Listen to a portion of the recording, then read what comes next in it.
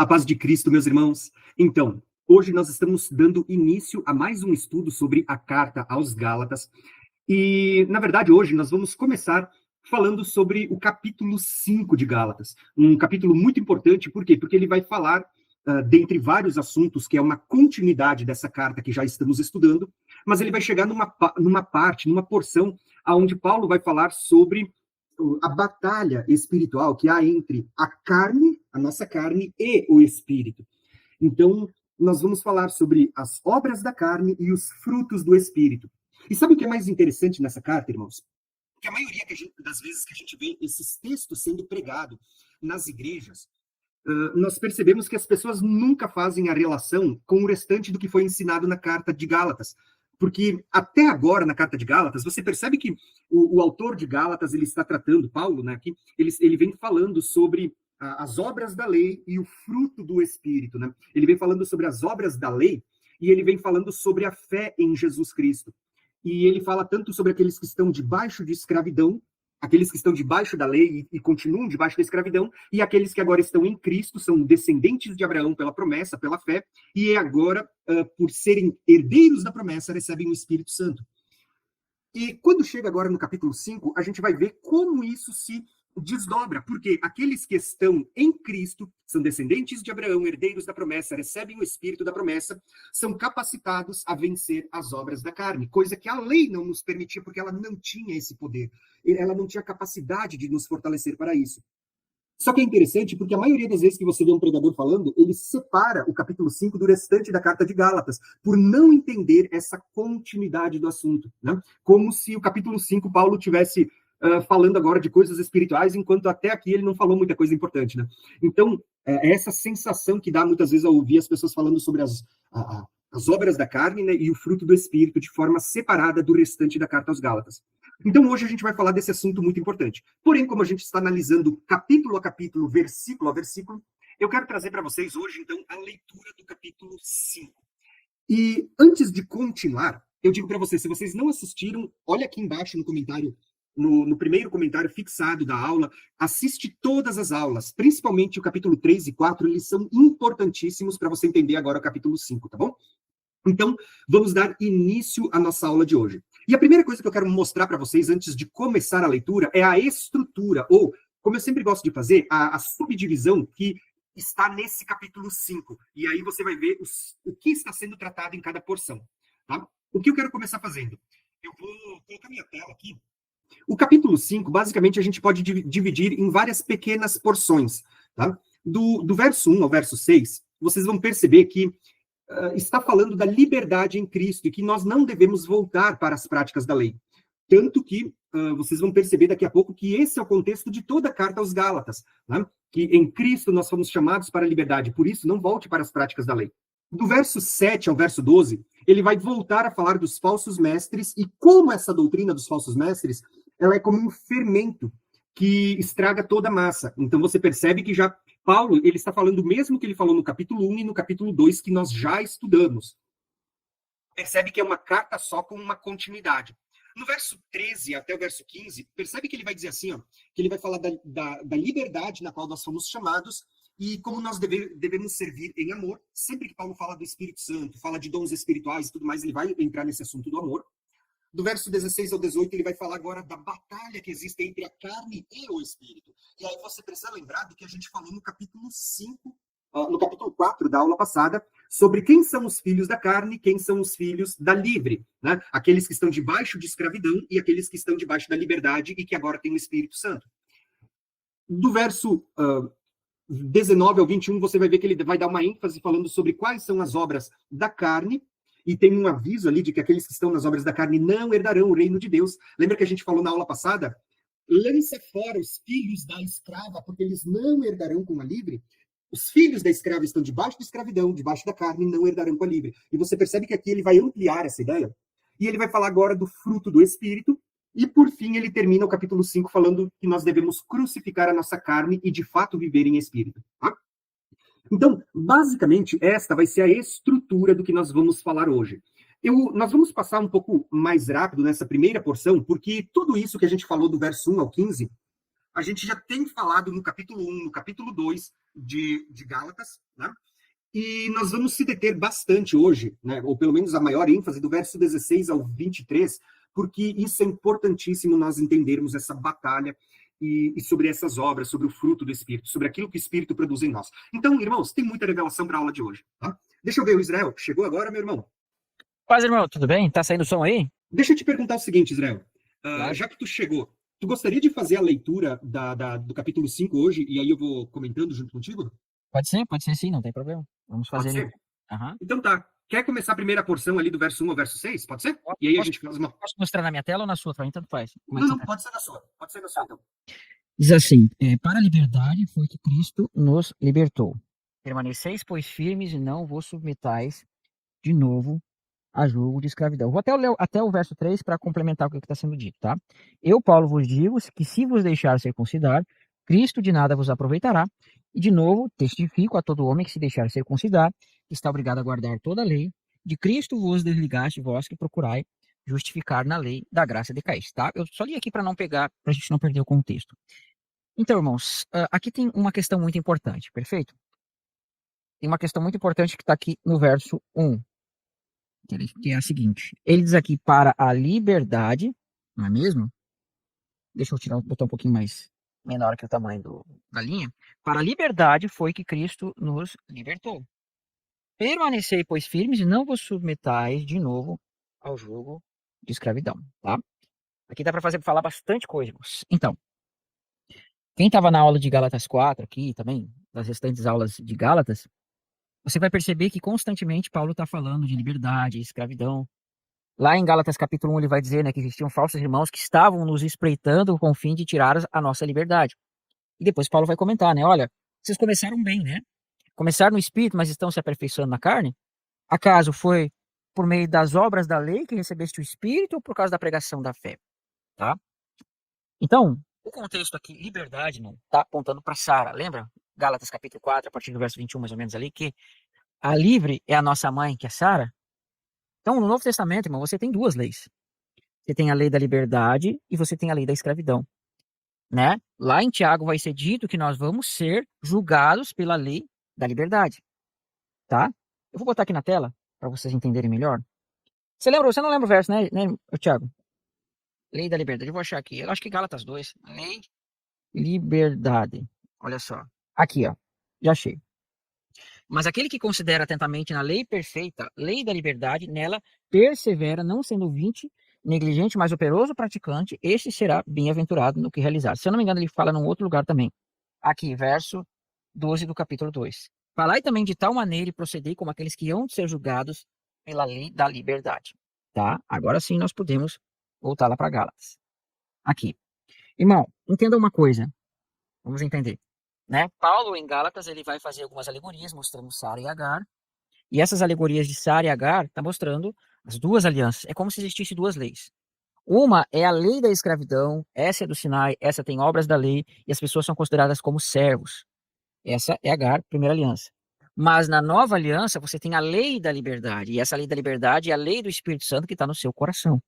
E essa lei faz, né, ela está ligada com você participar das promessas, de filho, uma série de coisas. Então, Tiago e Paulo não estão se contradizendo, porque Paulo fala, né, que aqueles que estão debaixo da lei estão debaixo de escravidão, mas Tiago fala que nós vamos ser julgados pela lei da liberdade, né? Em Atos fala que o povo estava debaixo de fardos que nem mesmo eles conseguiram carregar. Mas também é dito nos Salmos que a lei de Deus não é pesada. Você percebe? Uma é a lei eterna da nova aliança, outra é a lei, irmão, que foi acrescentada na primeira aliança, e essa trazia um jugo de escravidão, tá? Isso a gente tratou nas outras aulas. Então, quando ele fala que para a liberdade foi que Cristo nos libertou, permaneceis, pois, firmes e não vos submetais de novo a jugo de escravidão, está apontando para você não voltar para a primeira aliança. Agora, no verso 2, vai vir uma outra revelação. Eu, Paulo, vos digo que se vos deixar circuncidar, né, Cristo nada vos aproveitará. E, de novo, testifico a todo homem que se deixar circuncidar, estará obrigado a guardar toda a lei. Irmão, Paulo aqui ele não está brigando com o ato da circuncisão específica em si. Mas você precisa entender uma coisa. Em Atos capítulo 15, ou é capítulo 16, nós vamos ver que o próprio Paulo, ele vai circuncidar Timóteo. Mas peraí, mas Paulo não estava dizendo que não se deve se circuncidar? Mas Paulo circuncida Timóteo. Em Atos capítulo 21, nós vamos ver que ele é dito que existiam dezenas de milhares de judeus que perseveraram na lei, eram crentes, mas continuavam circuncidando seus filhos, fazendo uma série de coisas. Você precisa entender uma coisa, moço. Que quando Paulo ele fala de circuncisão, aqui ele não está falando apenas da circuncisão, mas ele está falando do pacto da primeira aliança. Paulo fala que está debaixo da lei, perfeito? Mas estar debaixo da lei, irmão, não é porque a pessoa está lá guardando um sábado, guardando uma festa. Isso faz parte de estar debaixo da lei, faz, mas não é só isso. Paulo ele está falando de todo o sistema, de voltar para Agar, entende? No sentido de que a pessoa ela começa pela circuncisão, e começando pela circuncisão, agora ela vai estar debaixo de um sistema que obrigava a pessoa a fazer sacrifícios, não é mesmo? Participar de festas, de rituais, e ela ia praticando isso durante toda a sua vida. Então, essa era a justiça da lei. A pessoa está saindo da graça, da justiça pela graça, que é por meio da fé que você crê, e não está debaixo de obras da lei, e ela está voltando para a justiça da lei, onde ela tem que praticar essas obras da lei. Então, isso é estar debaixo da lei. Então, quando Paulo fala de circuncidar aqui, irmão, não é especificamente o ato de circuncidar, mas é o ato de você se circuncidar e querer voltar para a justiça da lei e voltar para Agar, tá? Irmão, isso aqui é apostasia, perfeito? Eu vi diversas pessoas dentro do meio judaico-messiânico que apostataram justamente por causa disso daqui. Começa sempre pela pessoa, né? Ela volta ali para os rituais da primeira aliança e ela se circuncida e quando vê ela vai apostatar, porque a mente dela vai se afastar de Cristo, tá? Precisa ter um cuidado com isso. Então aqui, o circuncidar, irmão, é o ato de você voltar para a primeira aliança e você voltar para a justiça da lei e você deixar de ser Isaac e passar a ser Ismael.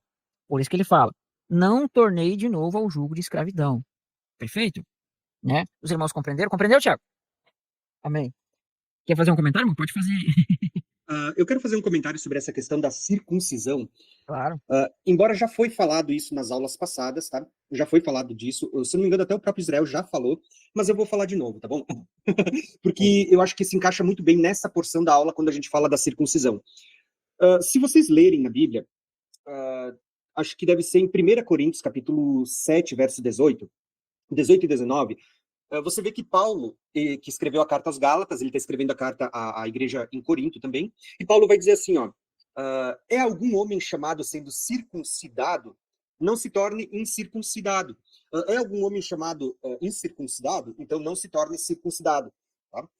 Ele diz, porque a circuncisão nada é, e a incircuncisão nada é, mas sim guardar os mandamentos de Deus. Você percebe que Paulo, que ele vinha desse mundo, né, no caso do judaísmo, e ele andava entre gentios, você percebe que ele fala que nem a circuncisão, nem a incircuncisão são nada para Deus.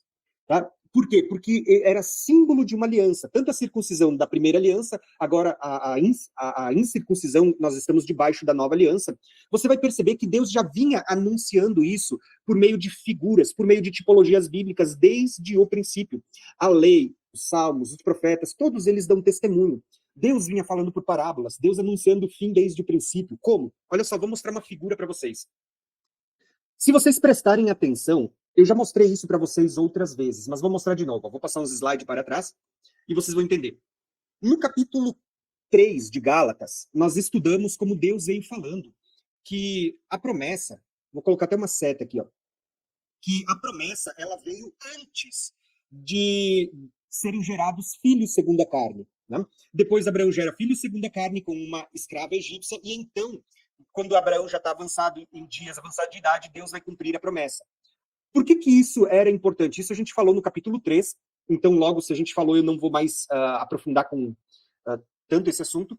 Quando eles geram filhos segundo a carne, que foi gerados porque Sara deu a sua serva a Abraão, eles vão gerar desta escrava Ismael, que é um filho gerado debaixo de escravidão, uma serva egípcia que veio do Egito, né, como serva. E o que acontece? Nesse momento, Deus faz uma aliança com Abraão. Lembra, a promessa já tinha sido feita, veio primeiro. Agora, Deus estabelece seu pacto com Abraão, e Abraão vai ter o seu primeiro filho, o qual a Bíblia diz que eles vão ser circuncidados. Abraão e Isaac são circuncidados. Você percebe que a circuncisão ela é estabelecida quando é gerado o filho da escravidão, que é Isaac. Lógico, depois todos os filhos de Abraão serão circuncidados daqui para frente. Então, isso é uma prática que foi estabelecida daqui para frente, tá? Mas o que eu quero mostrar é quando a circuncisão foi estabelecida, se vocês pararem para olhar.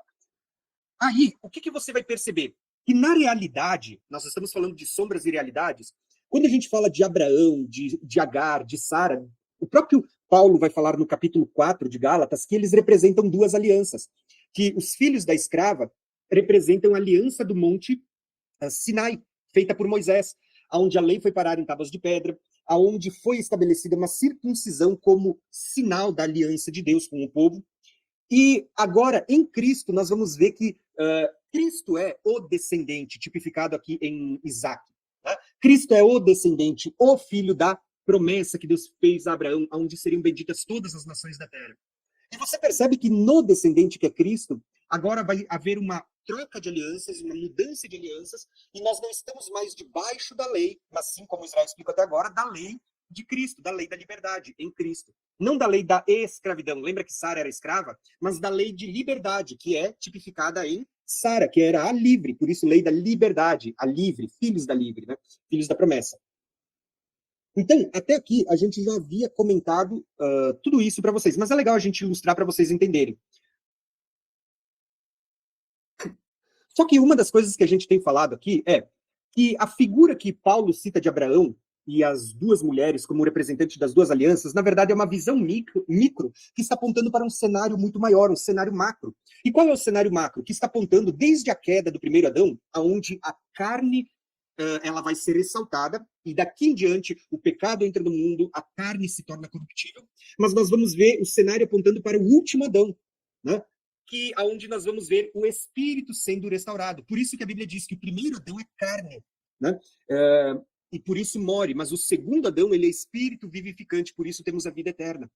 Você percebe que o cenário que Deus mostra nos dois filhos de Abraão, na verdade, é uma figura de Deus e mostrando a criação de Deus do primeiro que veio, aonde entra a escravidão no mundo, e do segundo que veio, do último que veio, né? Porque a gente fala segundo Adão, mas a verdade é que é o último Adão, aonde nós somos feitos espírito vivificante e não estamos mais debaixo do pecado, mas da liberdade em Cristo, né? Então, o que acontece nesse cenário que Deus está nos mostrando? E por isso nós estamos debaixo de liberdade. Se você entender isso, você vai perceber que quando Deus institui a lei através de Moisés, olha quantas coisas que eu estou falando para vocês, de Moisés, você vai ver que Deus ele institui a primeira aliança. A primeira aliança que está tipificada nos filhos da carne, ela vem aqui em Moisés. Depois é que vai vir o cumprimento da promessa, que é Cristo, o descendente, né, que era tipificado em Isaac. Então, tudo que a gente vê aqui na história de Abraão era o que aconteceria nas duas alianças, representando os dois filhos de Abraão, gerados debaixo de escravidão e os gerados agora por causa da promessa para a liberdade, né? E olha que interessante, de Moisés para frente nós temos a circuncisão, mas de Cristo para frente até o milênio você vai perceber que não há circuncisão. E você percebe, olha que lindo que é isso, grava isso porque vocês vão entender. Vocês vão perceber que Deus já vinha anunciando isso desde o Êxodo. Eu vou mostrar isso para vocês aqui, ó. Vocês lembram do Êxodo? No Êxodo, vocês vão perceber a seguinte história. Deus levanta um libertador, Moisés, que é tirado das águas, vai fazer sinais, né? Ele aparece para Moisés na sarça, vai celebrar a primeira Páscoa, vai tirar o povo do Egito 50 dias depois, ou seja, um Pentecostes no Monte Sinai, vai selar a primeira aliança, vai estabelecer aqui como é que a gente pode dizer, um tabernáculo que era o modelo do celestial, e a gente sabe que tudo isso apontava para Cristo, que era o Cordeiro Pascual, que 50 dias depois ia derramar o Espírito da promessa e que estaria formando um povo, não um tabernáculo terreno, mas um celestial, a Nova Jerusalém, né? Só que olha que interessante nessa linha do tempo, o que a gente pode observar nessa linha? E vocês vão ver como isso tem tudo a ver com a questão da circuncisão e da incircuncisão. Quando o povo sai do Egito, vocês vão perceber o seguinte, que por causa da dureza do coração, Deus sela a primeira aliança, o povo adultera ainda no Monte Sinai, porque Deus estava desposando o povo, Deus estava casando com o povo, e o povo já adulterou com um bezerro de ouro. Daí para frente, você vê que o povo fez muitas coisas que desagradaram a Deus. Eles tentaram a Deus no deserto. O Espírito Santo se tornou seus inimigos por causa da dureza do coração. Eles foram mordidos por serpentes. Eles deram ouvidos, né, às coisas que Balaão ensinou a Balaque a fazer e adulteraram. Muitas coisas aconteceram aqui no deserto. E por isso, o povo que deveria ter passado do Egito, Sinai, e entrado na Terra Prometida, eles vagaram durante 40 anos como peregrinos no deserto. Só que aqui que está uma chave. Se vocês forem ver, o Israel explicou isso muito bem nas aulas passadas, durante 40 anos no deserto, o povo não se circuncidou. Você vai perceber que durante 40 anos, aqueles que saíram do Egito eram circuncidados. Mas aqueles que entraram aqui na Terra Prometida, só entraram circuncidados aqueles que eram abaixo de 20 anos, ou aqueles que eram como Josué, Caleb, sacerdotes como, acho que é Finéias, não me lembro, né? Mas Josué, Caleb e aqueles abaixo de 20 anos. Todos aqueles que foram nascendo no deserto, eles não eram circuncidados. Tanto que quando você for ler o livro de Josué, depois que Josué introduz eles na Terra Prometida, ali Josué vai fazer lâminas para circuncidar os homens que nasceram no deserto e não foram circuncidados. Só que você vai ver que esses 40 anos no deserto, profeticamente, eles estão apontando, né, para 40 jubileus ou 2.000 anos, né? Lembra, o jubileu é 50 anos. Se você multiplicar 40 vezes 50, você tem 2 milênios, né? 2.000 anos. É como se Deus estivesse mostrando que a partir do momento em que, assim como Moisés tirou o povo do deserto, Cristo estaria nos tirando da escravidão do mundo, durante esses próximos 40 anos no deserto, ou esses 2 milênios, não haveria circuncisão para quem nascesse de novo daí para frente. Ou seja, os primeiros que estão sendo libertos estavam debaixo da circuncisão. Mas o restante que nasce depois não tem circuncisão. Veja como Deus veio anunciando por meio da figura dos 40 anos no deserto o que aconteceria nesses 2 milênios em que nós somos peregrinos da terra. Não haveria circuncisão. Entende? E isso é tão profundo, irmãos, que vocês vão ver que isso estava tipificado na vida de Moisés. Por exemplo, deixa eu ver se eu tenho aqui, ó. Moisés. Moisés teve um ciclo de 40 anos no Egito, 40 anos no deserto de Midian e 40 anos depois que ele liberta o povo, levando o povo para o deserto, antes de entrarem na Terra Prometida. Você percebe, irmãos, como esses 40 anos eles também são proféticos? Daqui para frente é quando há a libertação do Egito. E nesses últimos ciclos de 40 anos não houve circuncisão. Só que é como se isso apontasse para Cristo. Cristo vem no 4º milênio, a gente já explicou isso nas aulas passadas, na virada do 4º para o 5º, e agora esses últimos 2 milênios ele vai selar uma aliança aonde as pessoas não estão debaixo da circuncisão. Por isso você vê que até a entrada na Terra Prometida não tem nada de circuncisão sendo demonstrado nas Escrituras. Tá? Que seria esse período, ó, 2 milênios, ó, que é o que a gente está vivendo. Percebe que a gente não está debaixo da circuncisão, assim como o povo que nasceu no deserto e que andou e entrou na Terra Prometida e não era necessária a circuncisão, ou seja, eles não foram circuncidados no deserto. Tá? Então, o que eu quis mostrar para vocês? Que tudo isso que a gente vive hoje já vinha sendo anunciado por Deus por meio de figuras que ele deixou no passado. Tá? Aqui já é outra coisa que a gente fala depois, né? Mas o que eu quis mostrar para vocês é Paulo ele deixa muito claro o que é a circuncisão em 1 Coríntios 7, do verso 18 a 19. Ele diz, tanto a circuncisão como a incircuncisão para Deus são nada, nada, tá? Mas, quando você foi chamado debaixo da circuncisão, ele diz assim, ó, entenda que você não será salvo por ser circuncidado por guardar a lei de Moisés, você será salvo por meio de Cristo. E se você, sendo gentil, é chamado incircunciso, você não precisa se circuncidar. Por quê? Porque você será salvo por meio da fé em Cristo, por meio da fé da liberdade, e não por meio das obras da lei. Então é isso que Paulo está deixando claro. Nem a circuncisão, nem a incircuncisão são nada para Deus, mas o estar em Cristo Jesus. Isso é que de fato importa, o ser uma nova criatura em Cristo Jesus. Andar na lei da liberdade, ou no Espírito, como a gente vai falar daqui a pouco, quando a gente falar das obras da carne e os frutos do Espírito. Tá? Israel, pode continuar a leitura se você quiser agora. Tá? Beleza, então, irmãos, a gente precisa entender algumas questões da circuncisão, tá? Irmão, fala-se muito sobre a circuncisão, mas não tem sim um entendimento assim completo do que é a circuncisão, né? Então Paulo ele vai dizer assim, né? Isso vai estar em Colossenses 2, verso 9. Também nele estáis sendo aperfeiçoado. Ele é o cabeça de todo principado e potestade. Nele também fostes o quê? Tá aqui, circuncidado, não por intermédio de mão, mas no despojamento do corpo, da carne, que é a circuncisão de Cristo. Vamos tentar entender o que a circuncisão, irmão, de um ponto de vista, né, biológico, o que significa? A mulher, irmão, ela não é circuncidada, mas o homem é. Então, quando nós vemos que Isaac, ele casa com Rebeca, quem é a esposa? A esposa não era circuncidada como um homem, mostrando que a esposa de Cristo, ela seria incircuncisa, tá? Por isso que a esposa é sempre apontada nessa circuncisão, dessa incircuncisão. Irmãos, quando Josué, ele introduziu o povo na terra, veja, o povo vai ser introduzido, vai ser circuncidado quando entra na terra. Então, essa circuncisão de quando o povo entra na terra lá com Josué, ela está apontando para a circuncisão que nós vamos receber na ressurreição. Por quê? Olha o que diz aqui. Nele também fostes circuncidados, não por intermédio de mãos, mas no despojamento do corpo da carne. O que significa essa palavra despojamento? Vamos ler. Né? Significa... Deixa eu ver, acho que ele botou o dicionário errado aqui. Deixa eu ver. Acho que deve ser outra aqui. Despojamento do corpo. Deve ser aqui. Soma. Não tá aparecendo aqui a palavra? Deixa eu ver aqui. Aqui, ó. Ato de despojar, né? Despir-se aqui, ó. Ato de despir-se. Então, irmãos, entenda uma coisa. É como se hoje nós temos uma alma, um espírito e é coberto por essa capa aqui de carne. Perfeito? Nós temos que levar isso durante toda a nossa vida, mas na ressurreição, irmão, isso aqui vai ser despido e nós vamos ser vestidos com as vestes segundo a ressurreição. O que Paulo está mostrando ali, o despojamento do corpo, irmão, é desfazer-se desse corpo. Nós ainda temos esse corpo, mas na ressurreição, irmãos, esse corpo vai ser desfeito para dar, né, origem, para dar início a um outro corpo. Esse é o motivo porque quando Josué ele entrou na terra, o povo incircunciso lá no deserto, Josué introduz o povo na terra, e quando o povo entra em Canaã, aí você vê que o povo vai ser circuncidado. Deus ele claramente estava querendo mostrar, irmão, que tomar posse da herança significa ser circuncidado no despojamento deste corpo. Ou seja, enquanto nós estamos nesta carne, nós não vamos poder ter acesso ao reino. Por isso que Josué circuncidou os filhos de Israel, que estavam incircuncisos quando eles entraram na terra. Mas veja que Deus aceitou eles. Os incircuncisos que entraram na terra eram melhor que os circuncisos que morreram no deserto.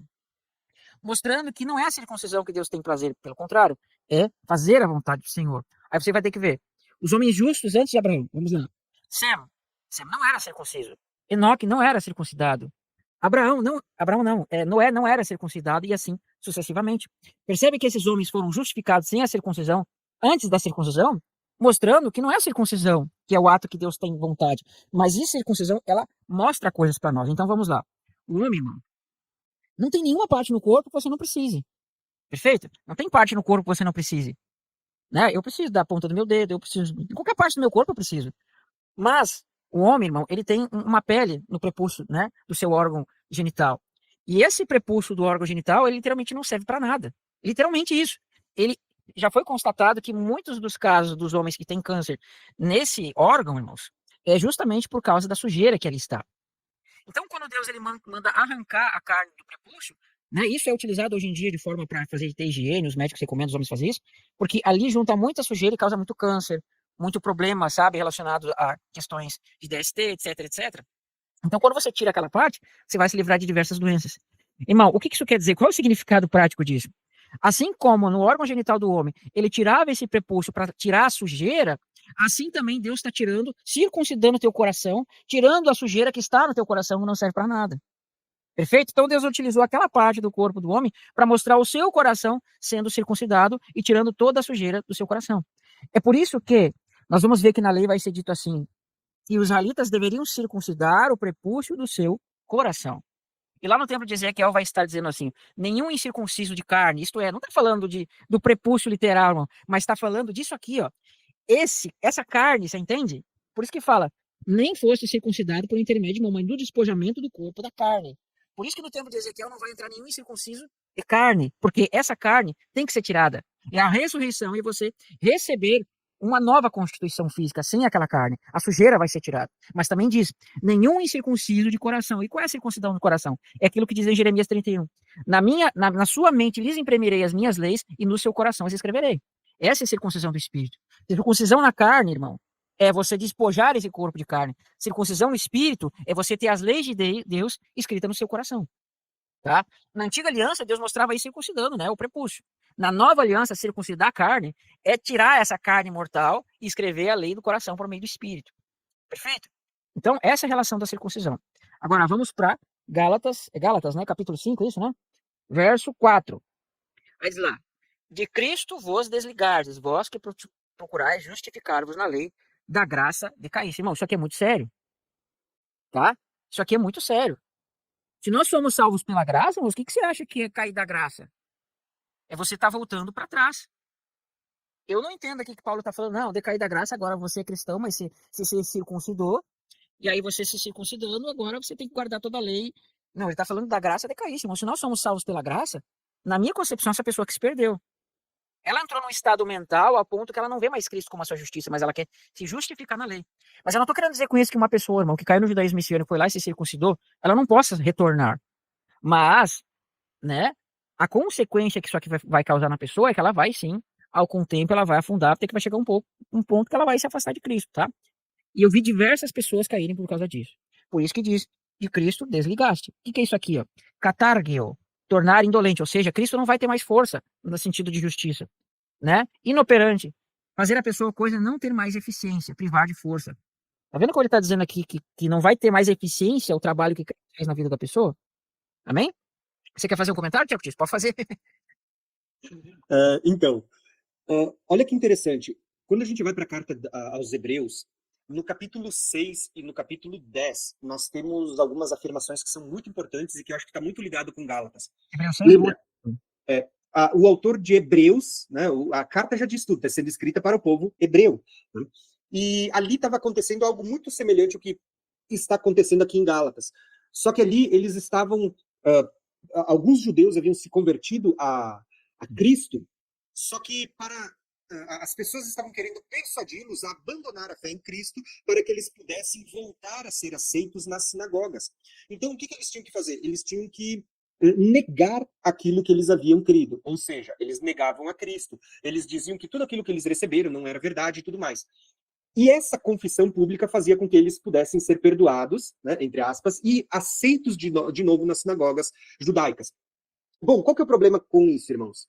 Eles haviam experimentado a graça, a fé, o espírito da promessa, a palavra de Deus, mas eles estavam voltando às práticas da lei. Esse era o contexto da carta de Hebreus e do que Paulo vai escrever no capítulo 6 e no capítulo 9.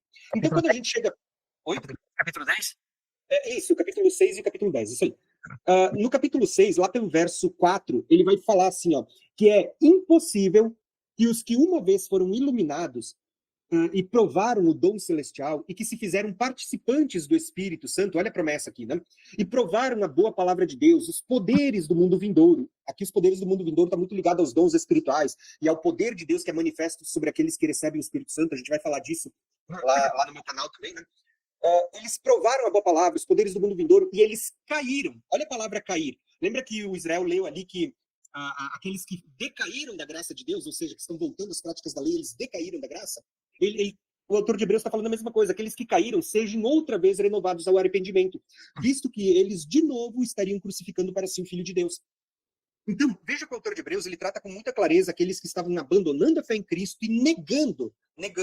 Porque isso, negar a participação do Espírito Santo, da promessa, né, é como se fosse quase como se a gente pudesse comparar isso ao pecado contra o Espírito Santo, porque você está negando aquilo que uma vez você falou que era verdadeiro, que você creu, que você recebeu, que você vivenciou. Né? E lá no capítulo 10, a gente vai ver algo muito... É o verso 20, eu acho, né? Exato. Tem o verso... Eu vou ler só alguns versos, tá? Olha só, capítulo 10, o verso 29. Dá pra ler. Deixa eu achar aqui. Aqui. Verso 29, é isso? Tá. Ele vai dizer assim, ó. Deixa um pouquinho mais pra trás. Eu vou ler desde o 27. Olha o 27 que ele começa a dizer, ó. Só para você ver como isso está muito ligado à questão da lei de Moisés e tal, né? Ó, verso 27. Ele diz assim, ó. Porém, uma expectação terrível de juízo e uma indignação ardente que há de devorar os adversários. Ele diz, aquele que desprezou a lei de Moisés morre sem misericórdia sobre 2 ou 3 testemunhas. Ele diz, com quão maior castigo pensais vós ser julgado merecedor aquele que pisar o Filho de Deus, que tiver profanado o sangue do pacto, da nova aliança, né, ele está se referindo, com o que foi santificado, ou ultrajar o Espírito da graça. Então, você percebe... Oi? Claramente é blasfêmia aqui, ultrajar o Espírito, né? O Espírito da graça, né? Por que ele está falando isso? Olha lá, eu vou ler mais um pouquinho desse texto, verso 35 em diante, olha o que diz ali, ó. Aqui no Hebreus, eu botei na peixeira que eu ia mostrar. Tá, mas pode ler isso aí. Olha o verso 35, ele diz assim, ó. Não lanceis fora a vossa confiança. O que ele está falando? Vocês creram em Cristo, vocês foram alcançados. Ele diz, não lancem fora a confiança de vocês, que é de grande galardão, grande recompensa. Porque necessitais de paciência para que depois de haver desfeito a vontade de Deus, alcanceis a promessa. Porque a promessa não se limita só ao Espírito Santo agora, mas à vida eterna lá na frente, né? Ele diz, porque, pois, mais um pouco de tempo, aquele que há de vir virá e não tardará. E o justo viverá pela fé. Ele está citando Abacuque, como a gente já leu nas aulas passadas, no verso 37 e 38. Ele diz, e se algum homem recuar, a minha alma não tem prazer nele. Do que o autor de Hebreus está falando? Daqueles que creram em Cristo, se tornaram participantes da nova aliança, mas estavam recuando, negando essas coisas para voltar a ser aceito nas sinagogas e voltando às práticas da lei. Então ele está dizendo assim, ó, se algum homem recuar, a minha alma não tem prazer nele. Então, por isso ele termina dizendo, nós, porém, não somos daqueles que recuam para a perdição, mas daqueles que creem para a salvação da alma. Então, você percebe que o autor de Hebreus, ele está falando que sim, é possível decair da graça de Deus? Da mesma forma como o povo que Deus tirou lá do Egito, né? Deus tirou do Egito, eles não entraram na terra prometida porque no meio do caminho eles tiveram um coração duro, eles blasfemaram contra Deus, se tornaram até inimigos do Espírito Santo nos 40 anos no deserto, ao ponto que o Espírito Santo peleja contra eles. Você vai ver que agora na nova aliança acontece muitas vezes a mesma coisa. Pessoas que um dia creram, foram libertos do mundo, creram, receberam, foram iluminados pela palavra de Deus, mas que em algum momento eles voltam atrás e começam a negar tudo isso. E por causa disso, a Bíblia vai dizer que eles estão decaindo da graça. Eles estão, a Bíblia diz lá em 1 Coríntios, acho que vai dizer assim, ó, aquele que está de pé, cuide para que não caia. Porque aquilo que aconteceu com eles no deserto era uma figura para os nossos dias. E ele ainda vai dizer depois disso, aqui em Hebreus 6, é impossível que aqueles que uma vez foram iluminados e voltaram atrás sejam renovados para arrependimento. Hebreus, olha só, na Peixeta tá assim só para mostrar para os irmãos como pensavam as primeiras questões, né? Essa questão de iluminadas, irmão, era a questão que eles entendiam que a pessoa ela morria pelo batismo e ressuscitava. Olha como é traduzido aqui. A Peixeta eu não entendo que ela é uma Bíblia original que foi escrita pelos apóstolos. Não. Ela é uma tradução, né, que às vezes é parafraseada. Olha como eles traduziram. Mas é impossível que os que uma vez desceram ao batismo, tá vendo? Descer ao batismo é você morrer e ressuscitar, né? Ser iluminado. É que nem quando você nasce, né, das trevas para a luz do útero da sua mãe, né? Você nasce da água, você estava dentro da água, aí você nasce pelo nascimento ali, você sai da água.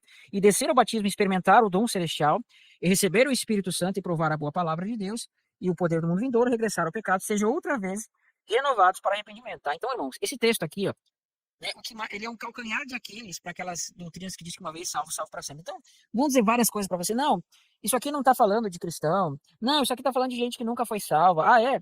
Aqui, engraçado, a minha Bíblia fala que receberam, tá aqui, o Espírito Santo. E aí, Tiago, o ímpio, ele vai receber o Espírito Santo? Vai ser participante do dom celestial? Tá vendo? É só malabarismo para adulterar o texto, tá? Então, assim, ó, vamos ter muito cuidado. É claro que, irmão, para a pessoa cair nesse ápice aqui, não no sentido de voltar para o judaísmo, como a gente está falando, mas no sentido da pessoa, porque não é só voltar para o judaísmo, não, vocês entendam isso? é negar. É negar. Uma coisa, irmão, é você, poxa, você se converteu, tá? Você tá meio fraco na fé, você comete um pecado, você vai ali, faz uma coisa errada, mas você sente aquele chamado do Senhor falando com você e você, Deus trabalhando na sua vida, e você vai, até que uma hora você volta. Você se desviou, e Deus tá chamando, volta. Mas, irmão, cair aqui é apostasia, é aquela pessoa que ela nega com o coração e ela amaldiçoa com a boca. Esse tipo de gente blasfema contra o Espírito Santo. Perfeito? Então, uma das características das pessoas que caíram é que nem aconteceu com Saul. Passou a perseguir a Davi. Então, uma pessoa que ela era da fé, irmão, quando ela, vamos dizer assim, perde o espírito, e agora vem o espírito imundo, e ela cai, ela começa a perseguir aqueles que são do Senhor. Então é muito normal, uma pessoa que era crente se torna ateu e começa a fazer canal aí no YouTube para falar mal de Cristo, para falar mal da Bíblia. Esses claramente não são pessoas que apostataram e não tem mais volta, tá? Só para dar esse adentro aqui. Mas vamos continuar, Thiago. Uhum. Pode continuar, Gálatas 5, do verso 5 em diante, né? Até o 6 é a primeira porção. Tá, vamos lá. Até Gálatas. a gente tem que avançar um pouquinho para chegar lá na parte da carne e do espírito, né? Uhum. A gente estava no qual? No 5. Agora seria o verso 5 e 6, é. Tá. Vou ler o 4 para pegar o contexto. Embora a gente já tenha falado sobre circuncisão, que é o que vai ser falado agora, né? Tá, deixa eu botar na Bíblia normal aqui, porque senão vai confundir as pessoas, eu só quis mostrar aquele detalhe. Aqui, ó. De Cristo vos desligaste, vós que procurais justificados na lei, tá? A justiça da lei é Agar, justiça da graça é Sara. Porque nós, pelo Espírito, aguardamos a esperança da justiça que provém da fé, tá? Isso aqui, ó, a justiça que provém da fé, nós aguardamos a salvação, que é a justiça. Pedro vai dizer, né, que o fim da nossa fé é a salvação. Mas o fim, ele não é que acabou a fé, não. É no fim da finalidade, não é mesmo? O objetivo da nossa fé é a salvação, no qual aqui, ó. Porque nós, pelo Espírito, aguardamos. E esse aguardar aqui, irmão, é no sentido de ter paciência, de suportar as adversidades e se manter firme no propósito. Mas esse se manter firme não quer dizer que você não tropece, que você não caia, no sentido de cair, se levantar. Não no sentido de apostasia, mas não quer dizer que você não tropece, você não cometa o pecado, você não faça alguma besteira. Mas é continuar, é se manter firme no caminho, tá? Porque em Jesus Cristo, nem a circuncisão, nem a incircuncisão tem valor algum, mas a fé que atua pelo amor. Vós corrias bem, quem vos impediu de continuar a obedecer à verdade? Então, esse verso aqui, para mim, ele é calvinista, matador de calvinista, no sentido de doutrina, de calvinismo, né? Por quê? Os calvinistas vão dizer que Deus, ele que determina tudo, ele que faz tudo, etc. Mas aqui fala, né? Esta persuasão não vem daquele que vos chama. Tá vendo? Opa, que tem persuasão que não vem de Deus, irmãos. Então aqui já nos comprova que tem uma persuasão que não vem de Deus, mas vem de outro ser, de outras pessoas, de seres espirituais que não provém de Deus, tá? E aqui nós vamos entender que eles estavam correndo bem a carreira da fé, mas eles não puderam continuar perfeitamente a carreira da fé. Não puderam continuar porque eles pararam de obedecer à verdade. Porque houve uma persuasão de pessoas mal intencionadas para que eles saíssem de Sara e fossem para Agar, tá? Saíssem da liberdade e voltassem para a escravidão, que é Agar. Perfeito? Então, irmãos, cuidado com essas pessoas que ficam aí ensinando que você precisa voltar para aspectos da primeira aliança, tá? Aí você tem que fazer a seguinte pergunta, irmãos. Abraão, ele precisava de um tabernáculo para adorar o Senhor? Ele não precisava. Abraão, ele precisava de uma arca da aliança literal para adorar o Senhor? Não precisava. Abraão era incircunciso quando o Senhor chamou ele. A circuncisão só apareceu quando Ismael apareceu, como o Tiago falou. Mas antes disso, Abraão creu no Senhor, peregrinou na terra, fez uma série de coisas, até que lá mais ou menos em Gênesis, ele é chamado em Gênesis 12, mais ou menos em Gênesis capítulo 17, que vai vir a questão da circuncisão, né? Que ali foi um desvio da vontade do Senhor, tá? Então, quando vem aí um amiguinho querendo fazer com que você volte para a primeira aliança, é aquilo que o Paulo está falando. Não estou dizendo que essa pessoa necessariamente ela está fazendo isso com más intenções ou que ela se perdeu. Mas tem que cuidar, irmão, porque quando Paulo falava assim, né? Se vier alguém pregando outro evangelho, que essa pessoa seja anátema, ele está falando justamente disso. De tirar a pessoa da verdade do evangelho, que é a Sara, e fazer voltar para Agar. Esse é o contexto aqui. Ainda que tenha todo aquele contexto profético, que a gente falou dos árabes, dos muçulmanos, aí é uma outra camada de revelação, tá? Fazer mais algum comentário ou podemos avançar, Tiago? Pode avançar, pode avançar. E aí no verso 9, olha que interessante, né? Diz assim, um pouco de fermento levanta a massa toda. Né? Então, irmão, aqui a gente tem que pensar o seguinte. Olha como Paulo está associando mais uma vez fermento. Lá em Gálatas não, em Coríntios, capítulo... Não lembro o 5, capítulo. verso 6. 5, isso. 1 Coríntios 5, 6. Isso. Não vou citar aqui para não perder tempo, vou citar de cabeça, tá? Uhum. A gente vê que tinha um homem vivendo em adultério, mas era um adultério, não um adultério normal. No sentido, fui lá, a pessoa teve um caso, uma relação extraconjugal com uma pessoa casada. Não. Era um adultério, né? Ou era uma porneia, que é um nível a mais de adultério. A moicheia é uma palavra que ela indica adultério, mas a palavra porneia, ela não só indica adultério, mas ela indica tudo aquilo que fala de relação sexual ilícita, né? E ele estava tendo ali um caso de uma relação sexual ilícita que nem era permitido entre os gentios, que ele estava tendo uma relação com a sua própria madrasta, tá? E lá na lei de Deus, em Levítico 18, falava contra isso.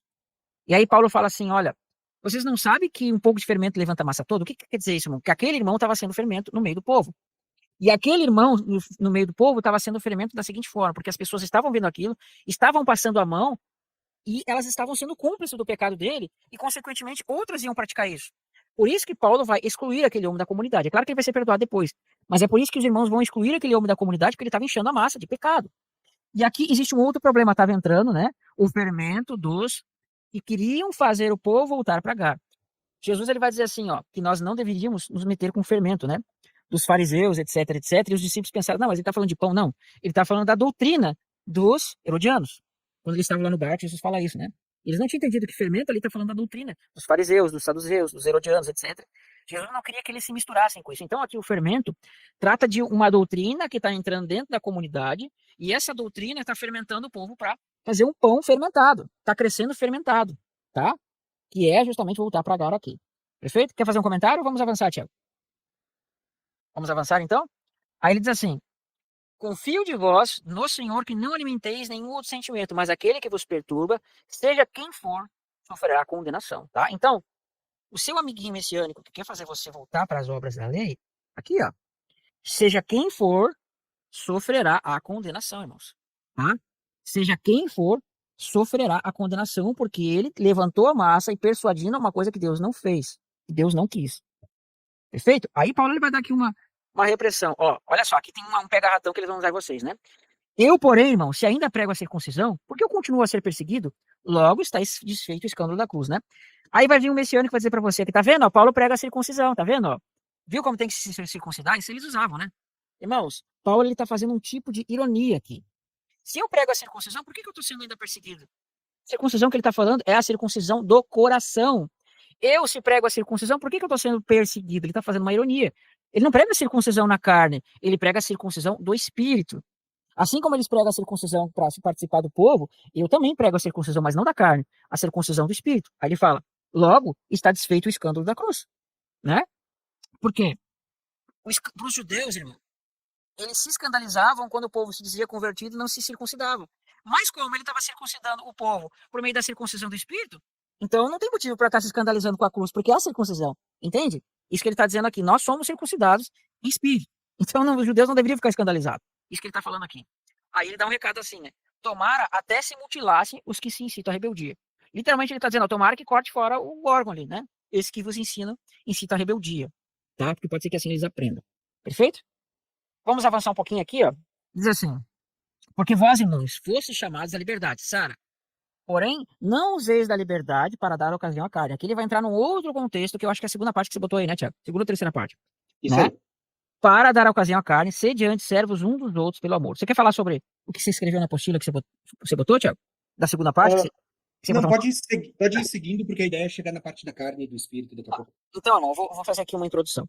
Irmãos, as pessoas, como o Tiago disse, falou no início da live aqui, as pessoas agora, quando chega nesse capítulo aqui, o capítulo 6, que vai ter depois, e um pouco do capítulo 5, vai tratar de obras da carne, né? Vai tratar do fruto do espírito, elas associam, elas separam. Não, agora Paulo está tratando de outra coisa. Não, ele não está tratando de outra coisa, irmão. Ele não está tratando de outra coisa. Por quê? Porque, irmãos, as obras da carne, elas estão associadas com carne. E a primeira aliança, ela fala de Ismael, filho da carne. Percebe? Paulo ele não está trocando de assunto. Mas ele está mostrando que, pelo fato da primeira aliança, ela te mostrar o pecado, mas não te dar subsistência para você lutar contra o pecado, logo a lei vai condenar você por praticar os pecados que estão escritos nela, mas ela não vai te dar, né, a força, a subsistência para lutar contra o pecado. Então é por isso que na antiga aliança irmão, existia muito caso de devassidão, problemas, etc. Por quê? Porque o povo tinha lei, mas não obedecia. Porque não tinha o espírito como nós temos hoje. Então, irmãos, eles estavam debaixo de escravidão porque eles não eram libertos de fato do pecado. E eles estavam debaixo de escravidão porque a lei condenava eles, né?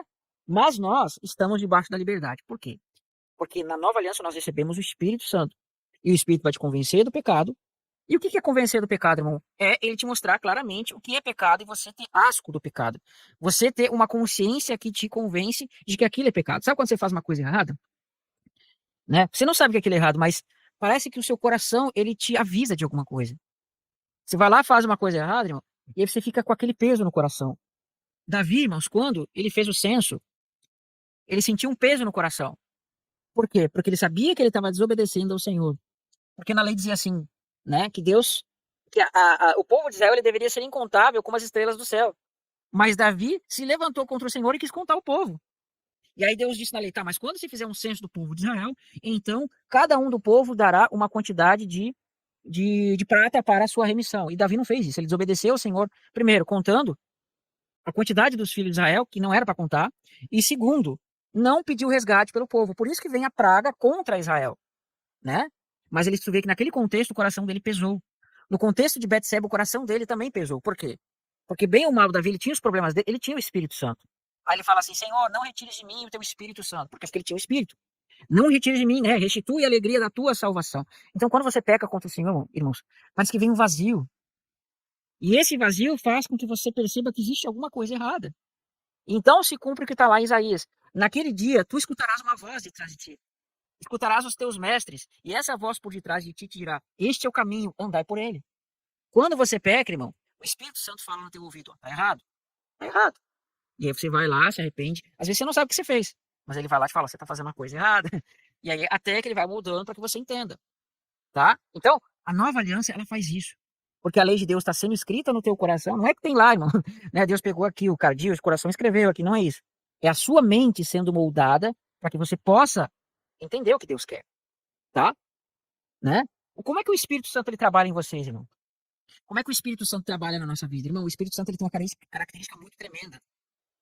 Não é mesmo? A Trindade, ela trabalha numa sinergia tremenda.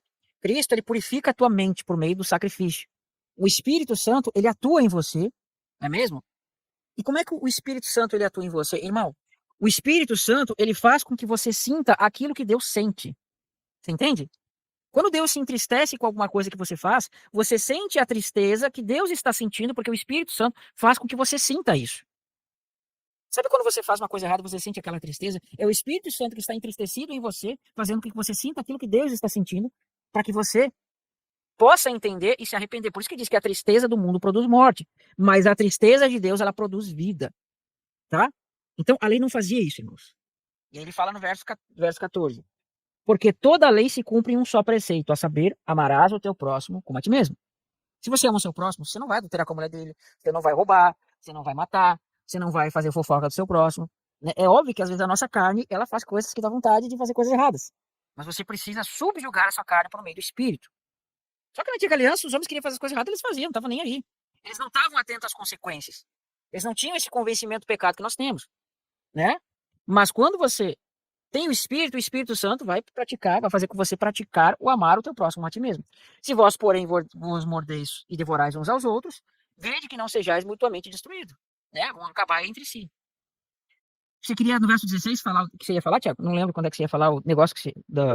Não, eu acho que assim, ó, a gente pode começar a ler ali, se tu terminou o verso 15, o 16 em diante, porque eu acho que aqui começa a ser, não que o que a gente falou até agora não é importante, tudo é importante, mas eu acho que neste capítulo 5 há uma ênfase muito importante que a gente vai dar a partir de agora.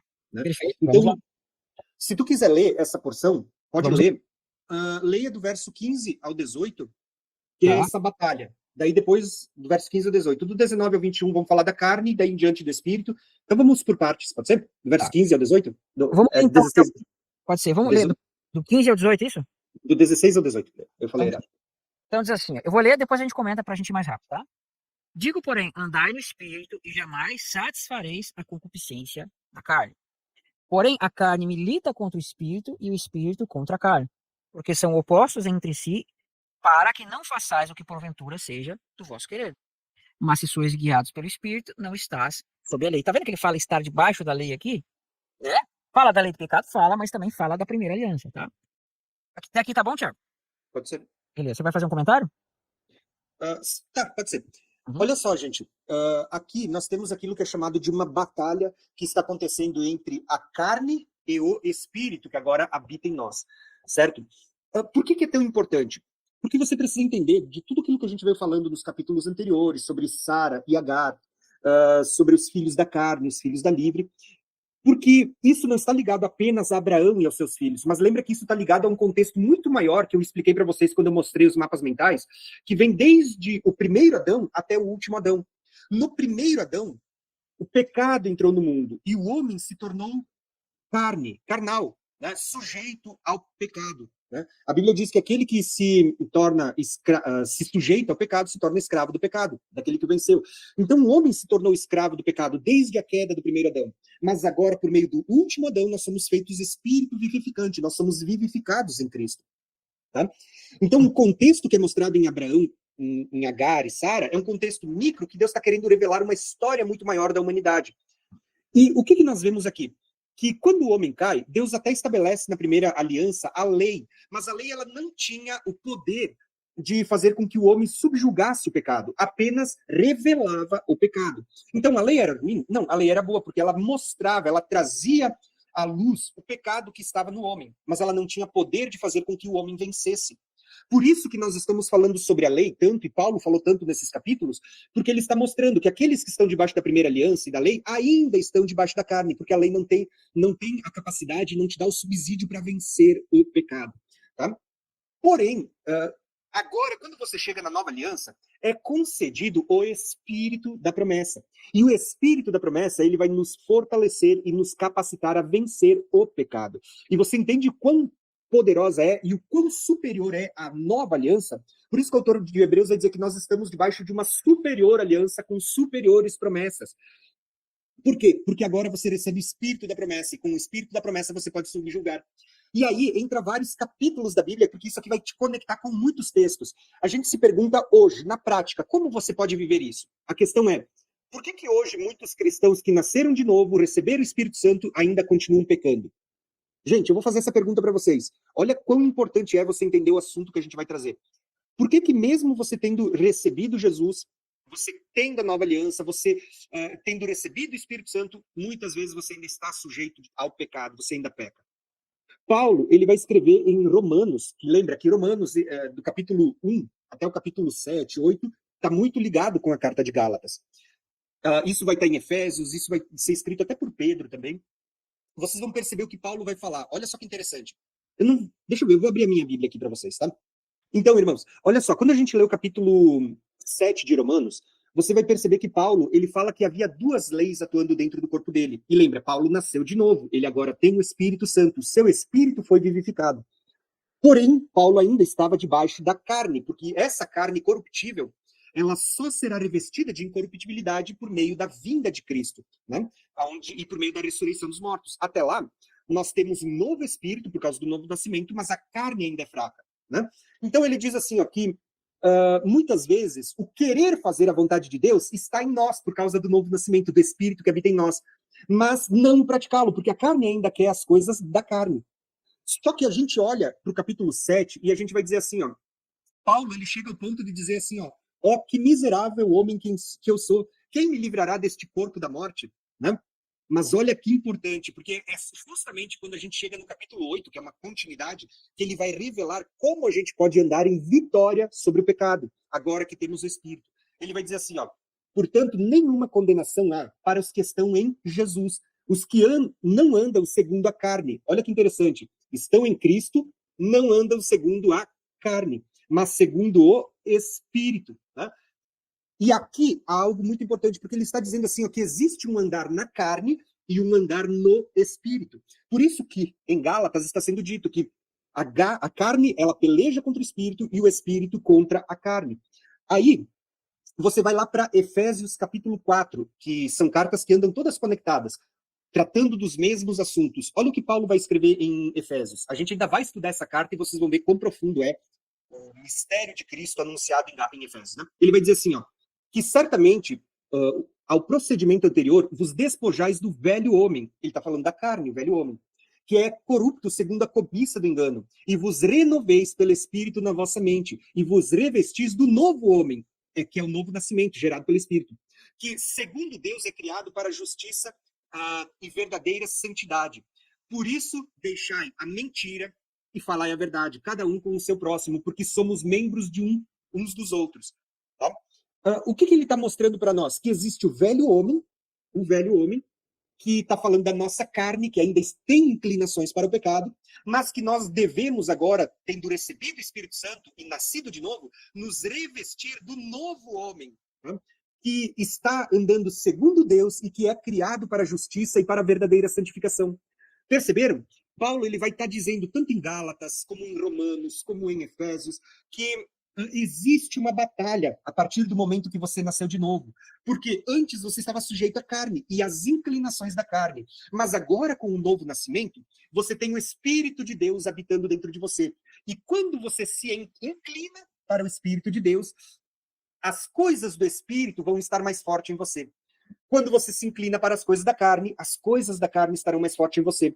E aí entra uma questão que a gente sempre fala, aquilo que você alimentar mais dentro de você é o que vai falar mais alto, é o que vai ter mais força, é o que vai subjugar você. Se você se inclinar para as coisas da carne, a carne sempre vai vencer. Mas se você se inclinar para o Espírito vai te fortalecer e te capacitar para vencer a carne. Entende? Por isso que Paulo ele fala tanto, não há condenação para aqueles que estão em Cristo e que andam segundo a lei do Espírito. Tá? Andar segundo a lei do Espírito. Então, você nasceu de novo, você tem o Espírito Santo. Agora, você precisa andar no Espírito que você tem. Entende? Por isso que Paulo vai escrever, depois a gente vai ler, que ele vai dizer, se vocês estão no Espírito, andem no Espírito. Né?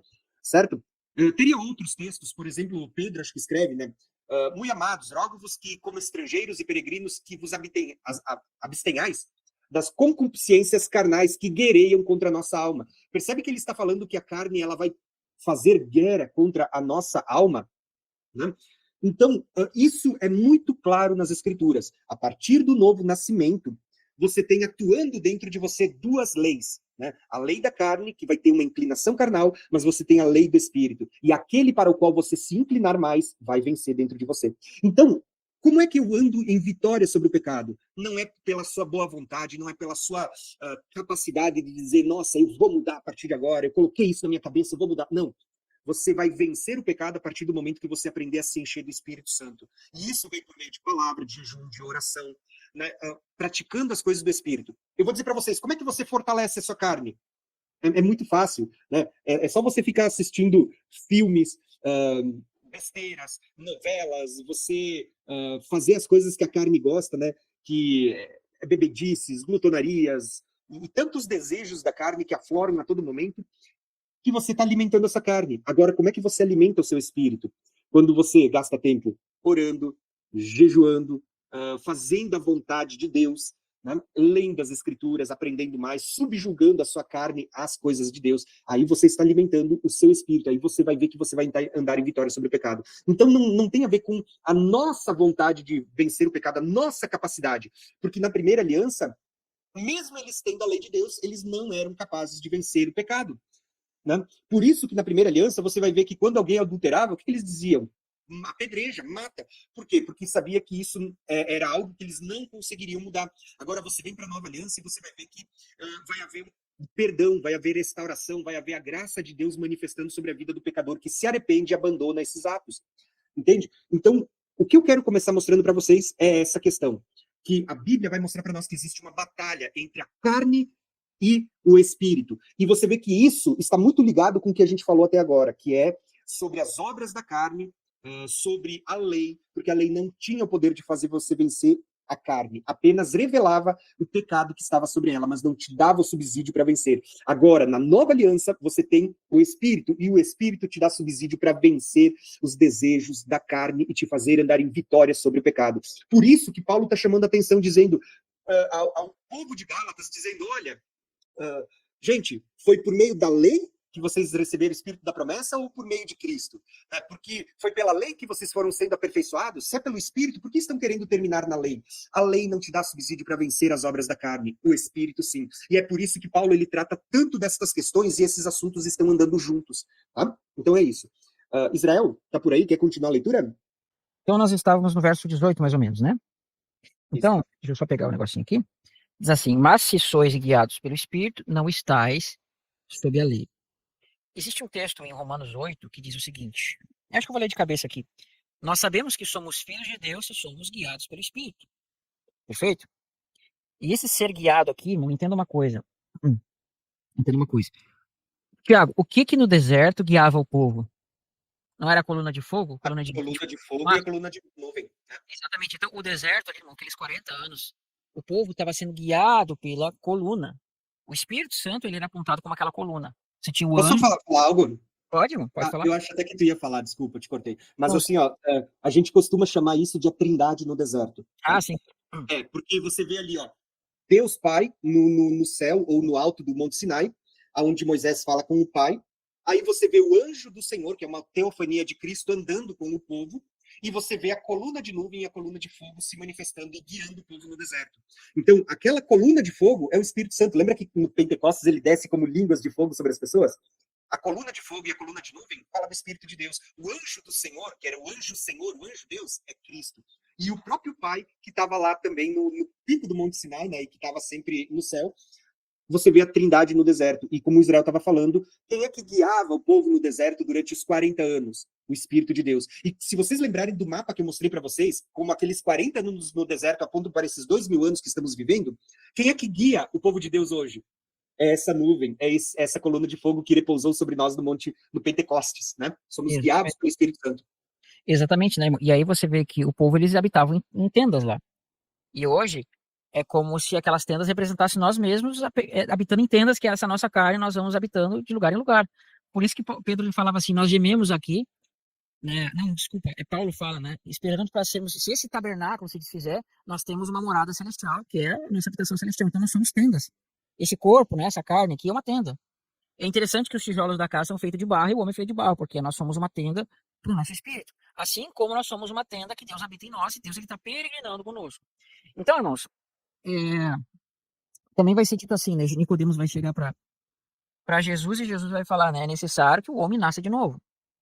E ele vai falar que o vento sopra, ouves a sua voz, não sabe de onde vem nem para onde vai. Assim são todos os que são nascidos do Espírito. Mas é interessante que a palavra vento ali, irmão, ela é traduzida de uma forma, não é que está errada, mas é que é uma forma que não é tão reveladora, porque ali é a palavra espírito, né? Pneuma. Então é como se ele dissesse, o espírito sopra ouves a sua voz, não sabe de onde vem nem para onde vai. Assim são todos que são guiados pelo Espírito. Assim como o povo não sabia para onde ir no deserto, né? O Espírito às vezes é para um lado, às vezes é para o outro, e o povo simplesmente era guiado de um lado para o outro. Então, irmãos, nós Posso vemos que... comentar uma coisa? Pode, Bem senhor. rapidinho. Você percebe, Israel falou uma coisa, que no deserto eles tinham uma tenda no meio deles, que era a tenda do tabernáculo de Moisés, e eles habitavam em tenda. E conforme a coluna de nuvem ou de fogo se levantava, eles desmontavam a tenda e seguiam. Percebe que no deserto Deus deu para eles uma tenda móvel? Ou seja, aonde a coluna de nuvem ou a coluna de fogo ia, a tenda ia atrás. Percebe que no Novo Testamento a Bíblia diz que nós somos o templo do Espírito Santo, o santuário do Espírito Santo, e conforme o Espírito Santo vai, a gente vai atrás, porque nós somos tendas móveis. Né? Deus não nos fez para ficar num lugar parado, como um templo assim estagnado, mas ele nos fez tendas móveis para sermos guiados e seguir a orientação do Espírito Santo. Tá? Pode seguir. Exatamente, é por isso que quando Davi está falando com, Deus está falando com o profeta Davi por meio de Natan, ele fala, olha, Davi, eu nunca pedi casa nenhuma, mas eu tenho habitado de tenda em tenda, tabernáculo em tabernáculo. Ele está falando de homens, habitando nos homens, profetas, etc, etc. Aí ele diz assim, ó, mas se sois guiados pelo Espírito, somos então filhos de Deus. Não estáis debaixo da lei, ou seja, você não está na primeira aliança e você não está debaixo da autoridade do pecado, você não é servo do pecado. E aí ele vai falar, né, verso 19. Ora, as obras da carne são conhecidas, tá? Prostituição. Lembrando, isso aqui é tudo transgressão da lei de Deus, tá, irmão? Prostituição, que é porneia. Acho que dá para explicar um pouco desse pecado, né? Porneia, irmão, significa tudo aquilo que tem a ver com a prostituição, né? Que tem a ver com atos sexuais ilícitos. E dentro disso está o adultério, né? A fornicação, a homossexualidade, a bestialidade, lesbianismo, etc, etc, tá? Tudo isso está dentro de prostituição. Então, você quer saber uma lista disso? Vai para Levítico 18, tá? Não é porque está lá no Antigo Testamento que não sirva para nós. Tem coisas que são morais que a pessoa, né, tem noção do que é. O que a gente não guarda da Antiga Aliança são aqueles preceitos mais cerimoniais, tá? Coisas relacionadas às sombras, mas essas coisas mais morais, isso a gente guarda. E diz assim, a impureza, a lascívia. Aqui você vê que ele vai tratando, né, aqui, ó, prostituição, impureza e lascívia. É como se fosse uma classe de pecados, que são esses daqui, né? Uma classe de pecados sexuais, prostituição, impureza, lascívia. A impureza, irmão, Esses pecados, eles são chamados de pecado moral, né? A prostituição, a impureza, a lascívia. São pecados morais. Depois você vai ver que vai entrar uma classe de pecados espirituais, como idolatria, feitiçaria. Depois, pecados relacionados à destruição, né? Como inimizade, porfia, ciúmes, iras, pelejas, dissensões, heresias. E, por fim, você vai ver que são pecados de depravação social, né? Do tipo homicídio, bebedeiras, glutonarias, né? Que são categorias diferentes de pecado que estão sendo demonstrados ali, né? Mas pode continuar. Mas são tudo coisas que a gente não deve praticar, né? Exatamente. Ó, impureza, irmão, é um ato de sujeira sexual, vamos dizer assim, tá? É luxúria, é uma vida devassa. Esses pecados aqui, irmão, se a gente praticar, uma coisa é você cair uma vez, uma outra coisa é você ser dominado por isso, tá? Então aqui, ó, a catarsia significa no sentido moral impureza proveniente de desejos sexuais. Luxúria, vida devassa de motivo impuro. O outro aqui é lascívia, aqui é um desejo muito grande por coisas sexuais ilícitas, tá? Né? Era significado luxúria desenfreada, excesso de licenciosidade, lascívia, libertinagem, caráter ultrajante, impudência, desaforo, insolência, etc, etc. Irmãos, a gente tem que cuidar porque, sabe, no Brasil, irmão, as pessoas têm muito, como diz, costume de fazer piadinha de baixo calão, fica fazendo piadinhas, fica aquelas piadinhas de duplo sentido, sabe? Você precisa fugir disso, irmão. Entende? Porque por mais que nós sejamos nascidos de novo, nós ainda temos a carne, e a carne ela nos faz ter desejos, e principalmente se você está fraco na fé, né? Existem 3 pecados que fazem, por exemplo, os homens, e bem dizer os pregadores caíram, que é o quê?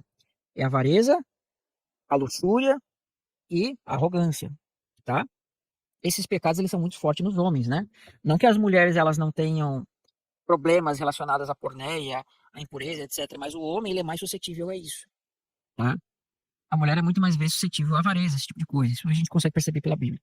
E diz mais assim, né? Agora a gente vai para uma outra classe, que é uma classe mais espiritual, que seria ali a idolatria, né? A feitiçaria. Então, idolatria e feitiçaria, irmãos, estão ligadas. Por quê? Porque geralmente quando a pessoa ela participa de cultos idólatras, automaticamente tem coisas de feitiçaria, né? Quem, por exemplo, participou das religiões afro-africanas, como Umbanda, etc., sabe que ali, se tem a idolatria aos ídolos, né? Que eles chamam de Exu e tudo mais, os Exus que eles chamam, né? Se eu não me engano é isso. os orixás, perdão. E nesse mesmo contexto se pratica atos de feitiçaria. Só que feitiçaria, irmão, dentro de feitiçaria tem muita coisa, tá? Porque olha só, essa palavra feitiçaria, ela vem de farmaqueia, que vai dar origem ao termo farmácia, vocês sabiam? Porque na antiguidade, irmão, eram os feiticeiros, os farmáquios, que faziam remédios, muitas vezes.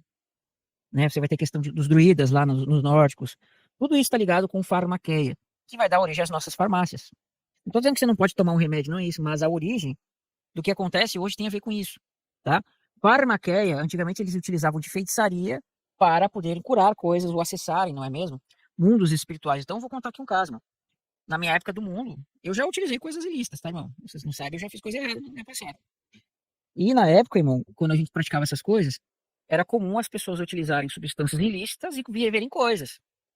Por quê? Porque as drogas, elas fazem com que você consiga enxergar coisas que você não enxerga normalmente. Já viram falar cogumelos alucinógenos, maconha, etc. Né? Aquele, como é que chama? O Santo Daime, acho que assim chama, né? As pessoas, elas veem coisa, mano, tá? Existe uma droga chamada LSD que faz a pessoa ter alucinação pelo resto da vida. Só que não quer dizer que tudo que elas vejam seja alucinação. Perfeito? Então, por isso que drogas, irmão, farmaqueia aqui tem a ver com droga, se drogar, né? Tem a ver com esse ato de você utilizar coisas que fazem com que você não discirna o certo e o errado, mas que você talvez acesse aí coisas que não deveria. Então, basicamente, né? Diz aqui, ó. Opa, olha lá. Administração de drogas. Porque as drogas que eles utilizavam eram drogas de plantas, tá? Já existia droga na época do Império Romano. Envenenamento, feitiçaria, artes mágicas, né? Deixa eu ver mais aqui. Idolatria estimulada pelas decepções, seduções, etc, etc. E outra questão, irmão. Feitiçaria está associado à adivinhação. Adivinhação.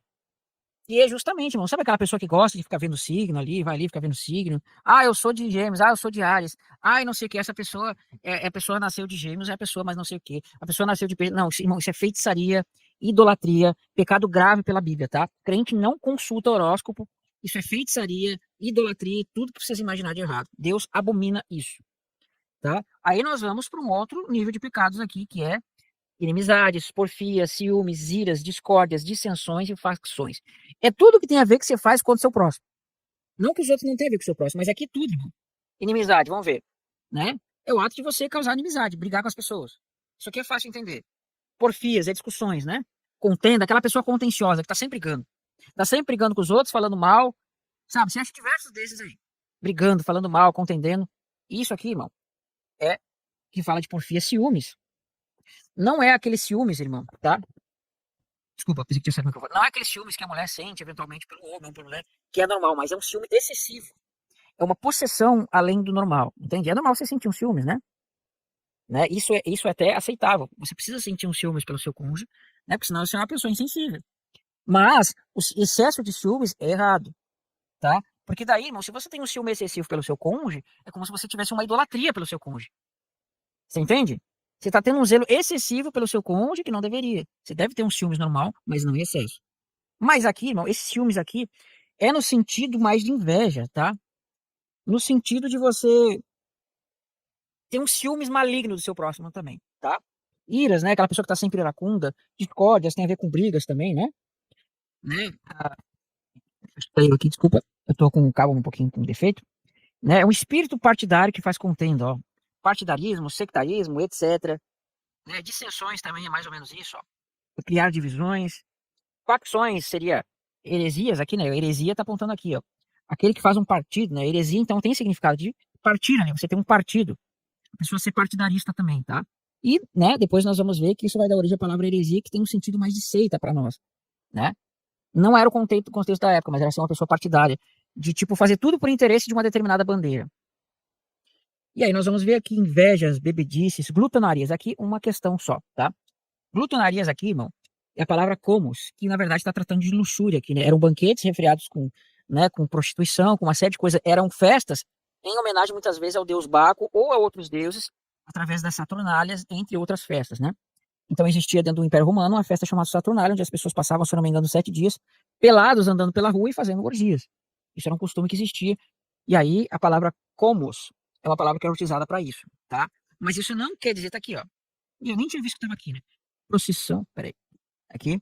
procissão noturna luxuriosa de pessoas bêbadas e galhofeiras que, após jantar, desfilavam pelas ruas com tochas e músicas a honra Baco ou algum outro deus e cantavam e tocavam diante das casas de amigos e amigas, por isso usando geralmente festas e reuniões para beber, que se prolonga até tarde, que favorece a folia, né? Então, seria equivalente ao nosso carnaval, tá, irmãos?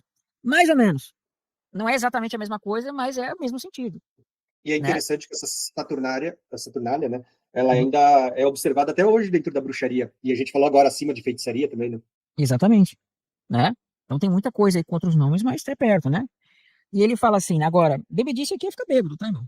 É a pessoa que é a pessoa, não é o ato de beber em si, mas é o ato de uma pessoa que vive bêbado em alcoolismo, que é um alcoólatra, que não se domina, né, no beber, tá? Por quê? Porque quando você bebe, você não sabe se é certo ou errado. Agora, sobre glutonaria, irmãos, então, também você pode, irmão, se tornar glutão no sentido de você é uma pessoa que não se controla no excesso de comer, tá? Isso ali tá, irmãos, isso aqui é perigoso. Isso aqui é uma coisa até que, já que a gente tá falando sobre isso, é importante falar, irmão, nós precisamos cuidar da nossa saúde, tá? Porque assim, irmão, na lei diz o seguinte, que se tu construires uma casa e essa casa tiver 2 andares, e tu não colocar um parapeito na casa caindo alguém de lá, você vai ser culpado, né? Você vai ser culpado. O que que significa? Não tem nada a ver com glutonaria, no sentido. Mas o texto está falando de prudência, irmão.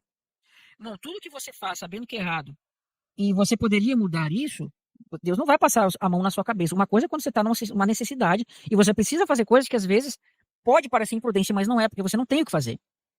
Você entende?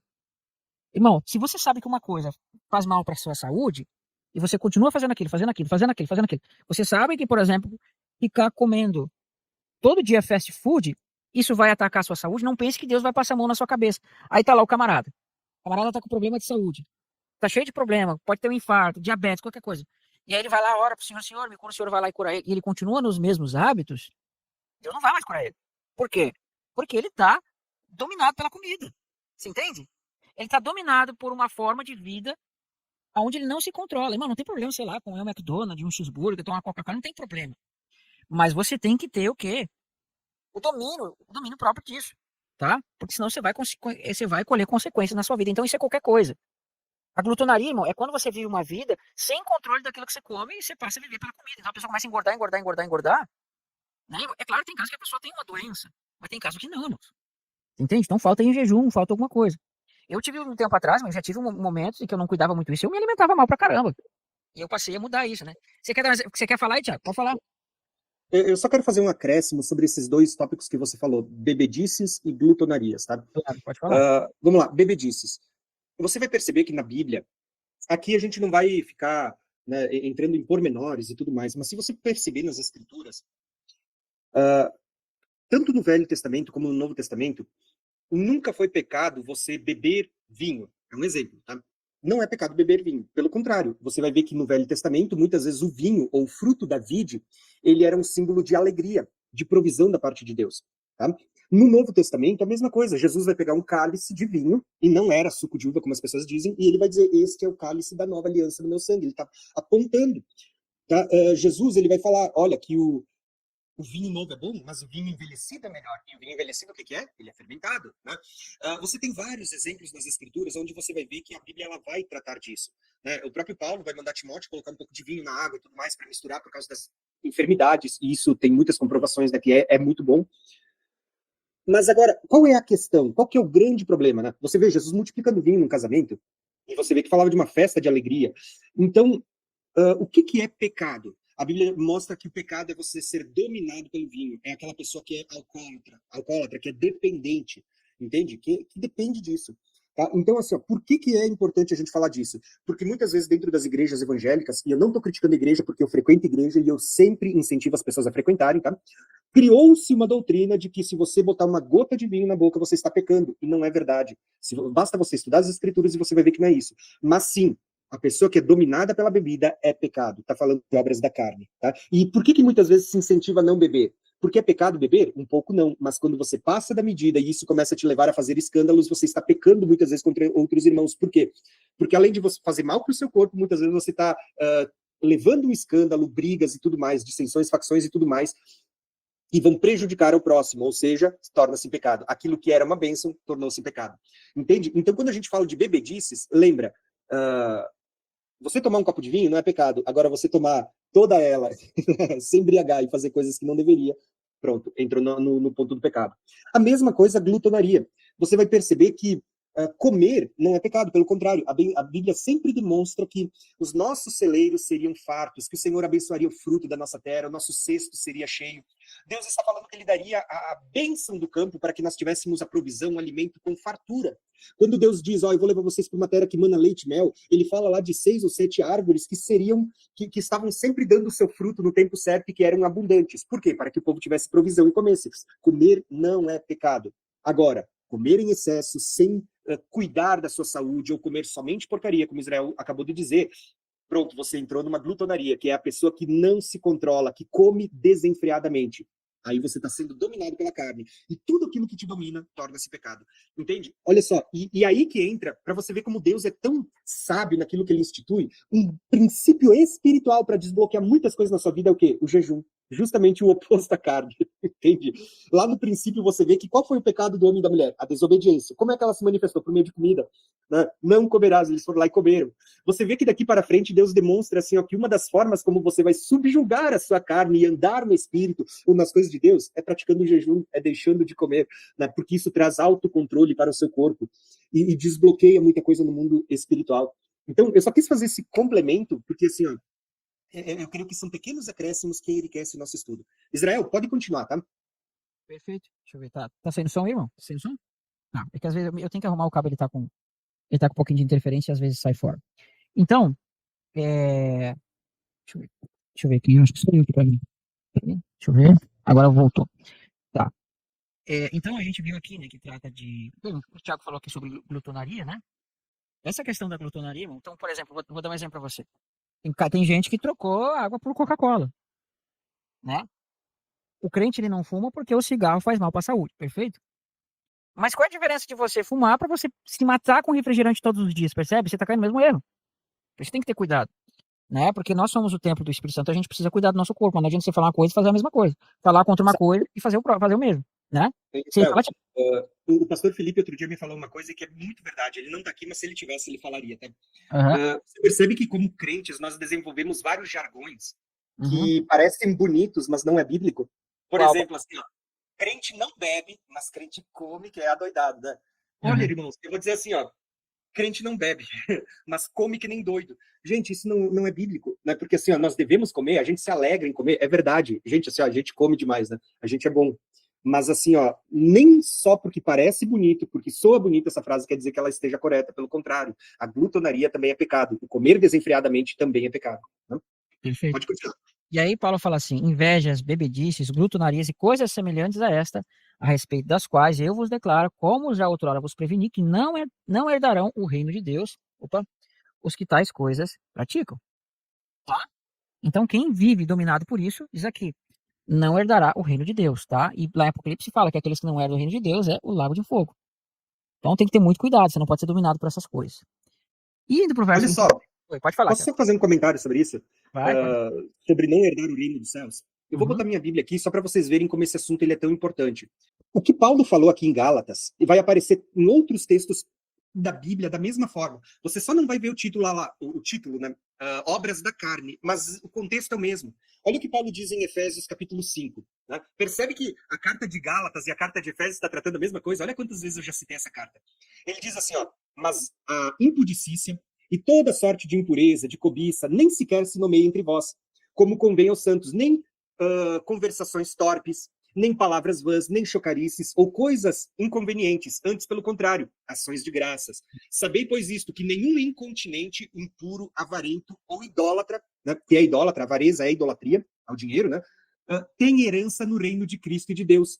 Veja que ele está dizendo assim, a mesma coisa que o Israel acabou de ler em Gálatas, dizendo assim, que aqueles que praticam essas coisas não herdarão o reino dos céus, é o mesmo que Paulo vai escrever na carta aos Efésios, dizendo que eles não têm herança no reino de Cristo e o reino do nosso Deus. Se vocês lerem a carta de 1 Coríntios, Paulo vai falar a mesma coisa que ele falou para a igreja de Gálatas, para a igreja de Efésios, agora para a igreja em Corinto. Ele vai dizer assim, não sabeis que os injustos não herdarão o reino dos céus? Olha aqui, Percebeu que ele está falando a mesma coisa aqui quando ele diz não herdarão o reino dos céus?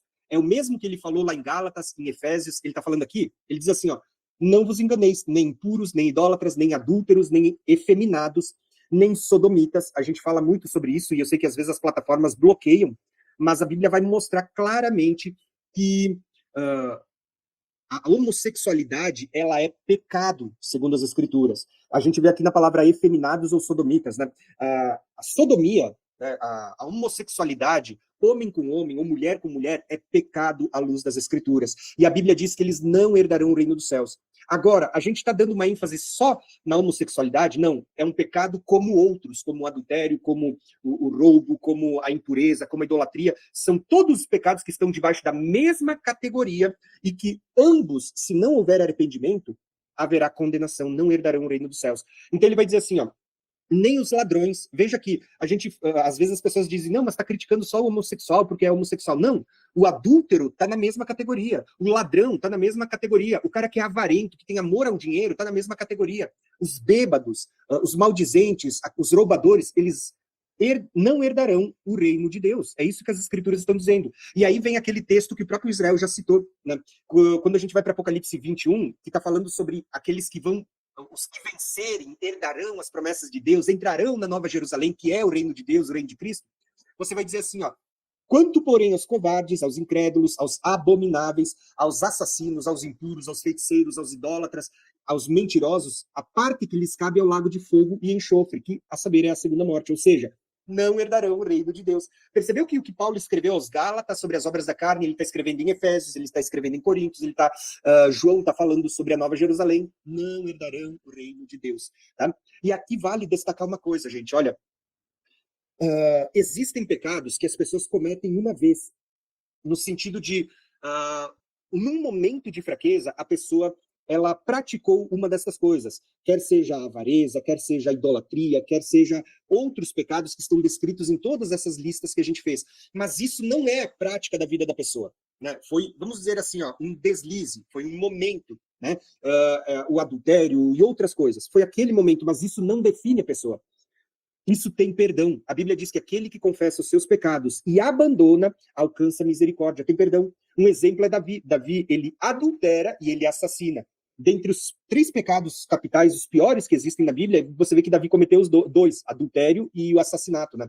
Que é, não cobiçarás a mulher do teu próximo e não adulterarás, né? E não matarás. Davi vai lá e comete. Mas você vê que isso não era a vida de Davi. Foi um momento em que ele adulterou e assassinou, mas você vê que no coração dele, o coração dele pertencia a Deus. Ele pede perdão e ele diz, Senhor, não retires de mim o teu espírito. E você vê que Davi, ele alcança a graça de Deus e ele é perdoado, ao ponto que Deus vem, restaura e faz promessas do reino messiânico com base em Davi. O que eu quero dizer com isso, gente? É que você, às vezes, cometer um pecado, mas você não vive a prática do pecado, isso tem perdão. Agora, a Bíblia está mostrando que aquele que anda debaixo da carne, aquele que vive nas práticas do pecado, isso não tem perdão, você não herdará o reino dos céus, entende? Por isso que a Bíblia vai mostrar, existe uma batalha entre a sua carne e o seu espírito, que se você não se pender para o espírito, você não fortalecer o espírito, você vai acabar sempre cedendo e caindo na carne, entende? E aquele que está na carne é carne e não herdará o reino de Deus. Por isso é que Deus está sempre mostrando que se você está em espírito, ande em espírito também, né? Tá? Mas pode continuar, Israel. Mas ele vai dizer no verso 22, mas o fruto do espírito, né, o fruto, né, é um fruto com vários gomos, como diz sempre o pastor Rafael. O fruto do Espírito é o amor, alegria, paz, longanimidade, benignidade, bondade, fidelidade, mansidão, domínio próprio. Contra essas coisas não há lei, ou seja, não há condenação. A lei não vai condenar se você pratica essas coisas. A lei contra aquelas coisas que a gente falou lá. Pecados. Mas contra essas coisas não tem condenação da lei. Pelo contrário, né? Tem promessas. E os que são de Cristo Jesus crucificaram a carne com as suas paixões e concupiscências. Se vivemos no Espírito, andemos também no Espírito, e não nos deixemos possuir de vanglória, provocando uns aos outros, tendo inveja uns dos outros. Pedro, irmãos, ele vai falar uma coisa aqui que tem a ver com a nossa salvação. Se eu não me engano, está em 2 Pedro, não, acho que está em 1 Pedro, capítulo 2, verso... diz assim, ó. Deixa eu achar aqui um texto. Aqui mais para frente. Deixa eu botar aqui, eu não lembro onde é que tá, mas Pedro ele vai falar uma coisa que complementa ali, tá? Às vezes a gente esquece onde tá. Virtude. Ó. João, 2 Coríntios, Filipenses aqui, ó. Não, um pouquinho mais para aqui. Ó, aqui, ó, 2 Pedro 1,5. Ele diz assim, tá? Isso tem a ver com aquilo lá. No verso 3 de 2 Pedro, capítulo 1, diz assim: E visto como pelo seu divino poder nos tem sido doada todas as coisas que conduzem à vida e à piedade, pelo conhecimento completo daquele que nos chamou para a sua glória e virtude, pelas quais nos têm sido doadas suas muito preciosas e grandes promessas, para que por elas torneis co-participantes da natureza divina, livrando-nos das corrupções que há no mundo, que são aqueles pecados que nós falamos lá, as obras da carne, aquelas são as corrupções do mundo. Por isso mesmo, vós, reunindo toda a vossa diligência, associai com a vossa fé, tem que associar. Não adianta só ter a fé morta, né? Associe com a vossa fé a virtude, o conhecimento, e com o conhecimento o domínio próprio, olha lá, fruto do Espírito, domínio próprio. E com o domínio próprio, a perseverança, e com a perseverança a piedade, e com a piedade a fraternidade, e com a fraternidade o amor. Você percebe que lá os frutos do Espírito eles estão aparecendo lá, mais Pedro ele está mostrando aqui como você vai exercitar isso para você chegar naquelas coisas? Pode ver, quando você vai associando uma coisa com a outra, você vai chegando nesses conceitos que estão aqui. Por quê? Porque estas coisas existindo em vós, e em vós aumentando, você não tem que estagnar, você tem que aumentar, você tem que avançar, né? Faz com que não sejais inativos nem infrutuosos no pleno conhecimento do nosso Senhor Jesus Cristo. Porque se você não tem essas coisas, o que acontece? Pois aquele que em estas coisas não estão presentes é cego, vendo só o que está perto, ou seja, não enxerga à frente a promessa, esquecendo do que está atrás da purificação dos seus pecados de outrora, tá? Por isso, irmãos, procurai com maior diligência, cada vez maior, confirmar a vossa vocação e eleição, porquanto procedendo assim, não tropeçareis em tempo algum, pois desta maneira é que vos será amplamente suprida a entrada no reino do nosso Senhor e Salvador. Só para finalizar aqui, Tiago, já te passo a palavra. Você vê o seguinte, irmão, que quando você não pratica essas coisas, você vai esquecer daquilo que você passou e você não vai, né, ter anseio pelas coisas futuras. É por isso que as pessoas elas afundam, porque elas não têm, elas não associam essas coisas à fé. Então elas não conseguem dar fruto. E se elas não dão fruto, elas vão estagnar e com o tempo elas vão até se desviar, tá bom? Você ia falar, Tiago? Pode falar. Sim, eu vou compartilhar minha tela, porque eu só quero trazer um acréscimo que eu gosto de fazer quando a gente fala dessas coisas, tá? Quando a gente fala do fruto do Espírito, ele vai dizer assim, ó, ele vai listar aqui, ó, que como que a gente deixa de andar nas obras da carne e a gente está manifestando andando no Espírito. Ou seja, que você está andando como filhos de Sara, a livre, né? Agora tendo espírito da promessa, sendo participante de Cristo, herdeiro das promessas de Abraão, como a gente falou no capítulo 3, no capítulo 4 e agora no capítulo 5, manifestando os frutos do Espírito. Né? Que na verdade é o fruto, no sentido de que quando o Espírito Santo está em você, você não produz apenas na minha vida eu vejo só o amor, na minha eu só vejo alegria, mas não vejo a paz, a paciência. Não. Se o Espírito está em você, ele vai manifestar todas essas características. Por isso que é um fruto com todas essas características. Mas olha que interessante, ele vai dizer assim, ó, olha a lista que legal, ó. Amor, alegria, paz, paciência, benignidade, bondade, fé, ou algumas Bíblias traduzem como fidelidade, mansidão e domínio próprio, ou brandura e temperança, né, que é domínio próprio. Veja que o que ele vai mostrar? São 9, ele vai botar aqui, ó, 9 características do fruto do Espírito. Isso é uma chave muito legal. Antes de partir para um PDF, vou citar só 2 textos, só para aproveitar que a Bíblia está aberta, mas gravem essas 9 características, tá? Olha só que interessante. Como que a gente produz o fruto do Espírito? Estando em Cristo, tá? É a chave, é você estar em Jesus. Por quê? Pelas obras da lei, ficava claro que a pessoa não era capaz de fazer isso. Mas agora, em Cristo, você pode fazer isso. Por quê? Lembra que Jesus diz? Eu sou a videira verdadeira, o meu pai é o agricultor. Todo ramo que estando em mim não der fruto, ele corta. Lembra? Nós somos um ramo que fomos enxertados em Cristo. Quando ele usa a figura da oliveira, né? Mas aqui ele está usando a figura da videira. É outra planta, mas a ideia por trás é a mesma. E ele está dizendo assim, ó, o ramo que está em mim não dá fruto, corta. Né? Vai ser cortado. Mas ele diz assim, ó, e todo aquele que dá fruto, ele limpa para que produza ainda mais frutos. Né? Então, o que ele está dizendo? Que você é como se fosse um ramo, e quando você está ligado a Cristo, você produz frutos. E se não estiver produzindo fruto, ó, vai ser cortado também. Né? Que é o que está lá em Romanos, quando fala da oliveira. Então, como que a gente dá frutos? Estando em Cristo, andando no Espírito. Né? E ele vai dizer assim, ó, Efésios, olha como Gálatas e Efésios estão sempre juntos. Né? Os textos são muito semelhantes. Ele diz assim, ó, pois o fruto do Espírito, não em Gálatas, mas em Efésios, ele diz o fruto está em toda boa em toda bondade, em toda justiça, em toda verdade. Vê que ele fala do fruto do Espírito nas duas cartas também, né? Mas o que eu quero que você se detenha é nessas 9 características. Por quê? Eu vou colocar aqui um PDF e eu quero mostrar algo que eu acho muito impressionante. Uma das coisas que eu sempre gosto de comparar muito quando a gente fala da obra do Espírito Santo em nós é essa figura que eu vou usar agora para vocês. Sempre que a gente fala do Espírito Santo, a gente usa a ideia de que é como se fosse a menorá. Por quê? Lembra que a menorá, ela tinha 7 lâmpadas acesas, 7 chamas de fogo acesas nela. E a Bíblia vai apontar para o Espírito de Deus como sendo, em Isaías, um espírito de temor, espírito de sabedoria, espírito de entendimento, espírito de piedade, de amor, né? Ou espírito do Senhor, dependendo da tradução, espírito de poder, espírito de conhecimento e espírito de conselho. Aqui, espírito de piedade, eu coloquei com base na Septuaginta, mas nas outras Bíblias vai estar escrito Espírito do Senhor. Isaías 11, você vê as 7 características que definem a manifestação do Espírito. Não quer dizer que sejam 7 Espíritos, mas é a plenitude do Espírito. Quando você vai para Apocalipse 1, verso 4, o capítulo 3, verso 1, o capítulo 4, verso 5, o capítulo 5, verso 6 ou 8, você vai ver que, de novo, muitas vezes está aparecendo 7 chamas de fogo, que são os 7 Espíritos de Deus que foram enviados a toda a terra. Você percebe que o Espírito Santo, a plenitude, é tipificado no número 7, ou seja, você tem a menorá no livro do Apocalipse. Né? Por que isso é interessante, irmãos? Porque quando a gente fala da plenitude do Espírito, você vai lembrar que a menorá, ela tinha assim, 3 hastes para cada lado, e cada haste tinha 3 amêndoas. Lembra que a amêndoa representa frutificação na Bíblia. Né? Frutificar é o fruto da amendoeira. Né? E você percebe que o Espírito Santo, a plenitude do Espírito Santo, ela está sendo está acesa sobre a menorá. E a menorá, na Bíblia, aponta para 7 igrejas. Né? Então, quando a gente fala de 7 chamas sobre a menorá, a gente está falando da plenitude do Espírito derramada sobre a plenitude da igreja. Para quê, irmãos? Então, irmãos, olha só, você percebe como o fruto do Espírito é derramado sobre a igreja? 3 hastes, você vê 3 características: amor, a alegria, a paz. Nas outras 3 hastes, você vê benignidade, bondade, fidelidade. Nas outras 3, longanimidade, mansidão e domínio próprio. Né? O que você está vendo aqui, irmãos? As características do fruto do Espírito sendo demonstrados na igreja.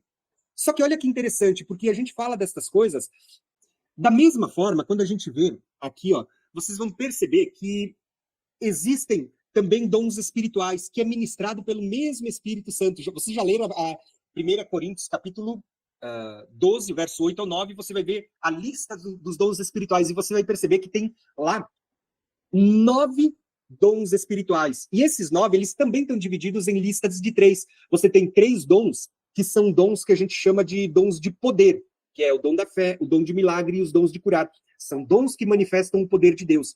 Depois, você percebe que está uma haste. Aí você tem a outra haste com 3 características, que fala de dons de revelação. Palavra de discernimento de espírito, palavra de sabedoria, palavra de conhecimento. São 3 dons na categoria de revelação. Por fim, você tem 3 dons da fala, que te levam a falar alguma coisa, ou seja, mais uma haste com 3 frutos, né? Profecias, variedade de línguas e interpretação de línguas. Você percebe que o mesmo Espírito, a plenitude do Espírito que está derramada sobre a igreja, olha aqui, os 7 Espíritos sobre as 7 igrejas, ou seja, sobre a plenitude da igreja, ele vem, primeiro, para mudar a gente por dentro, né? Olha aqui, nos fazer produzir o amor, a alegria, a paz, a benignidade, a bondade, a fidelidade, a longanimidade, a mansidão, o domínio próprio, ou seja, fala da atuação do Espírito em nós. E aqui você vê agora o Espírito Santo atuando através de nós para tocar os outros. Né? Então é como se a plenitude do Espírito viesse e por meio do fruto ele muda o nosso caráter, muda as nossas ações, muda quem somos para que possamos refletir a glória de Deus. E por meio dos dons ele nos leva a fazer o quê? A transmitir aquilo de Deus que há em nós para os outros. Então aqui ele está atuando dentro de nós. Aqui ele vai atuar sobre nós para tocar outras vidas. Por isso você vê 9 características do fruto e 9 dons. Você vê que o Espírito Santo vem para mudar quem somos, nos levando a ter mais amor, alegria, paz, benignidade, bondade, fidelidade, mansidão, longanimidade, né, e domínio próprio, mas ele vem também para nos encher com dons espirituais, para nos revestir, para que a gente possa tocar outras vidas. Olha como é precioso quando a gente vê isso, né? Desculpa, eu só quis mostrar um pouquinho mais disso, porque eu vejo que as escrituras, elas se completam, elas são perfeitas em tudo, né? Só para a gente finalizar a aula de hoje, o texto que a gente leu falava destas coisas, e ele termina dizendo assim, que contra estas coisas não há lei, né? Pelo contrário, ele vai dizer, pois aqueles que estão em Cristo já crucificaram a carne com as suas paixões e com concupiscências. E ele vai dizer assim, então, o que é você estar em Cristo? Significa você também abandonar as obras da carne. E ele vai dizer, se vivemos em espírito, ou seja, se agora você é participante da nova aliança, ele diz, andemos também em espírito. Por quê? Eu acabei de mostrar para vocês que você pode estar na nova aliança e ainda assim estar se sujeitando às obras da carne. Por isso, Paulo ele diz, gente, se você agora está na nova aliança, você está sendo participante do espírito, ande também no espírito, né? Produza o fruto do espírito. Ele diz, não sejamos ávidos de vanglória, provocando uns aos outros, invejando uns aos outros, que fazem parte das obras da carne. Tá bom? Então, com isso, nós finalizamos a aula de hoje. E o que eu quero que você entenda? Só para ficar muito claro, para que as pessoas compreendam o que a gente está falando aqui. Ó. Eu vou botar uma imagem e a gente vai finalizar com esta imagem a aula de hoje. Tá? O que eu quero que vocês compreendam quando a gente fala sobre as obras da lei e as obras da fé, né? E a fé em Cristo. Você precisa entender que quando a gente fala das obras da carne e do fruto do Espírito, isso não é algo que começou aqui em Gálatas 5, mas ele vem trazendo desde o capítulo 1 de Gálatas. Capítulo 1 e 2, ele combate os falsos ensinos que estavam sendo introduzidos, dizendo que era anátema, estava debaixo de maldição, todos aqueles que queriam introduzir de novo a lei. Gálatas capítulo 3 e 4, ele vai usar o exemplo de Abraão, mostrando que a promessa veio antes da lei, e que a lei ela era um intermediário, era um aio, até que viesse de fato o cumprimento da promessa, e a promessa vem em Cristo, o descendente. Então nós temos uma transição, mostrando que não é mais necessário circuncisão, guarda de sábado, das festas e tudo mais, que ele mostra que eram obras da lei. E agora, quando a gente chega no capítulo 5, nós vemos como se fosse um ápice disto, porque ele vai mostrar que aqueles que estão debaixo da lei não conseguem vencer as obras da carne. E quais são as obras da carne? Tudo aquilo que a gente listou agora. Né? Imoralidade, idolatria, inimizade, porfias, feitiçaria, adultério e tudo mais. Mas ele vai dizer que as obras da lei não te davam subsídio ou capacidade para vencer a carne. Elas apenas revelavam o pecado. Por isso a pessoa continuava debaixo da escravidão, do pecado e da carne. Agora, por meio da fé em Cristo, você recebe o Espírito da promessa. E se você recebe o Espírito, o Espírito Santo vai te capacitar, por meio do fruto do Espírito, a vencer as obras da carne. E assim você vai herdar o reino de Deus. Então você vê que quando nós olhamos para a carta aos Gálatas, você vê que ele estava falando das obras da lei e da fé em Cristo. Por isso que ele demonstra para nós o seguinte, que quando a lei foi dada por meio de Moisés, lá no Pentecostes do Sinai, selada com sangue de animais, essa lei, ela tinha a essência da vontade de Deus nos 10 mandamentos. Mas por causa da dureza do coração, do próprio adultério do povo com um bezerro de ouro, você vai ver que Deus foi acrescentando leis sobre leis, regras sobre regras, e conforme é dito em Jeremias e em Ezequiel, muitas leis Deus acrescentou que não eram da sua vontade, que não eram boas, mas foram acrescentadas por causa da dureza do coração do povo. Porque essas leis não foram parar no coração, mas por causa da dureza pararam em 2 tábuas de pedra. E eles permaneceram sendo escravos debaixo das obras da lei, mesmo praticando sacrifícios, mesmo praticando todas as coisas, na primeira aliança, e a gente chama de antiga, às vezes não é menosprezando, mas porque vai estar escrito que aquilo que envelheceu está prestes a ser mudado, ou seja, essa aliança ia ser mudada. O profeta Jeremias, ele diz que Deus faria uma nova aliança, não como aquela que ele fez com os pais quando tirou no Egito, lá no Monte Sinai, mas uma nova aliança, onde a lei não pararia em tábuas de pedra, mas iria parar na mente e no coração. Por isso que nós vamos ver que houve um Pentecostes no Sinai, 50 dias depois do Cordeiro ser sacrificado, você vai ver um Pentecostes no Monte Sião, aonde vai ser selado não com sangue de cordeiros, mas o sangue de Jesus. Diferente daqui onde o sangue era de uma novilha, aqui é o sangue do próprio Filho de Deus, o Cordeiro, que tiraria o pecado do mundo. Diferente daqui onde o povo adulterou e cerca de 3.000 pessoas foram mortas quando a lei foi dada no Sinai, aqui cerca de 3.000 pessoas vão ser salvas quando a lei é dada no Monte Sião, por meio da pregação de Pedro. Aqui a lei foi parar em tábuas de pedra, aqui na mente e no coração. Aqui você vai ver que as pessoas estão debaixo da lei, da justiça da lei, e que se você não cumprir todos os mandamentos, se você pecar em apenas um, a Bíblia diz, maldito é aquele que não cumprir toda a lei. Ou seja, as pessoas estavam debaixo de maldição. Aqui, a justiça vem pela fé em Cristo, porque Cristo cumpriu a lei, e a lei que Cristo cumpriu plenamente, foi o único capaz de cumprir, é imputada sobre nós. Por isso, estamos debaixo da graça, e não somos mais escravos, como era Agar, né? Mas somos livres, como Sara. E é por isso que estamos debaixo da lei de liberdade, né? Da lei da liberdade, como Israel explicou no início. Então você vê que há uma transição entre as obras da lei que falavam de guarda de sábados, comidas que você podia ou não comer, festas que eram obrigatórias a serem celebradas pelo menos 3 vezes ao ano, né? Sacrifícios que deveriam ser realizados no templo, que nem mesmo o judeu hoje consegue cumprir porque não há mais templo. Você vê que estas obras da lei eram obrigatórias e que sem elas ninguém podia ser justificado, e que mesmo com tudo isso, a lei só servia para revelar o pecado, mas não tinha o poder de te subsidiar para você vencer o pecado. Por isso, quando alguém adulterava, a lei dizia, manda matar para que não contamine o resto do povo. Porque ele não ia mudar, não tinha capacidade de mudar. Mas agora, no Novo Testamento, você vê que a lei é o perdão. Por quê? Porque você vê que o Espírito Santo ele é capaz de não apenas ajudar você a vencer a carne, o adultério, o pecado, mas te restaurar e te fazer herdar a vida eterna. Então você percebe que a diferença entre as obras da lei e a fé em Cristo? Então você vê que aqui você tem um paralelo, né? A antiga aliança para uma nova aliança. Não é uma aliança renovada. Literalmente é uma nova aliança. Não como a aliança que foi feita com os pais quando Deus tirou do Egito, mas uma nova aliança. E como diz o autor de Hebreus, ela não é apenas nova, mas é superior, porque não foi selada com sangue de animais, mas com o sangue do próprio Filho de Deus, e tem superiores promessas. Porque não fala apenas de uma entrada numa terra prometida, que fala de um terreno físico, mas fala da cidade celestial, ou seja, de superiores promessas, porque fala da eternidade, né, de uma vida eterna, de nascer de novo. Aqui, ela foi selada no Sinai, aqui em Sião, aqui a lei foi parar em 2 tábuas de pedras, aqui na mente e no coração. Aqui foi selada por Moisés, que foi fiel como servo, mediador da primeira aliança. Mas aqui, você vai ver que vai ser selada por Cristo, que é fiel como filho, e agora, fiel como filho, ele vai trazer superiores alianças. Aqui, a lei. Aqui você vai ver que está tratando de promessa. Aqui é um sacerdócio segundo Arão, levitas, que derramavam sangue. Aqui é um sacerdócio segundo Melquisedeque, rei e sacerdote. Né? Aqui veio como sinal da aliança a circuncisão na carne, como a gente falou hoje. Aqui você vê que a circuncisão é no coração. A Bíblia diz que se vocês estão em Cristo, vocês são circuncidados. Não mais na carne, mas no espírito, no coração. Né? Aqui você tinha um tabernáculo terreno. Aqui nós somos o tabernáculo, tendas móveis, guiados pelo Espírito que nos leva onde Ele quer.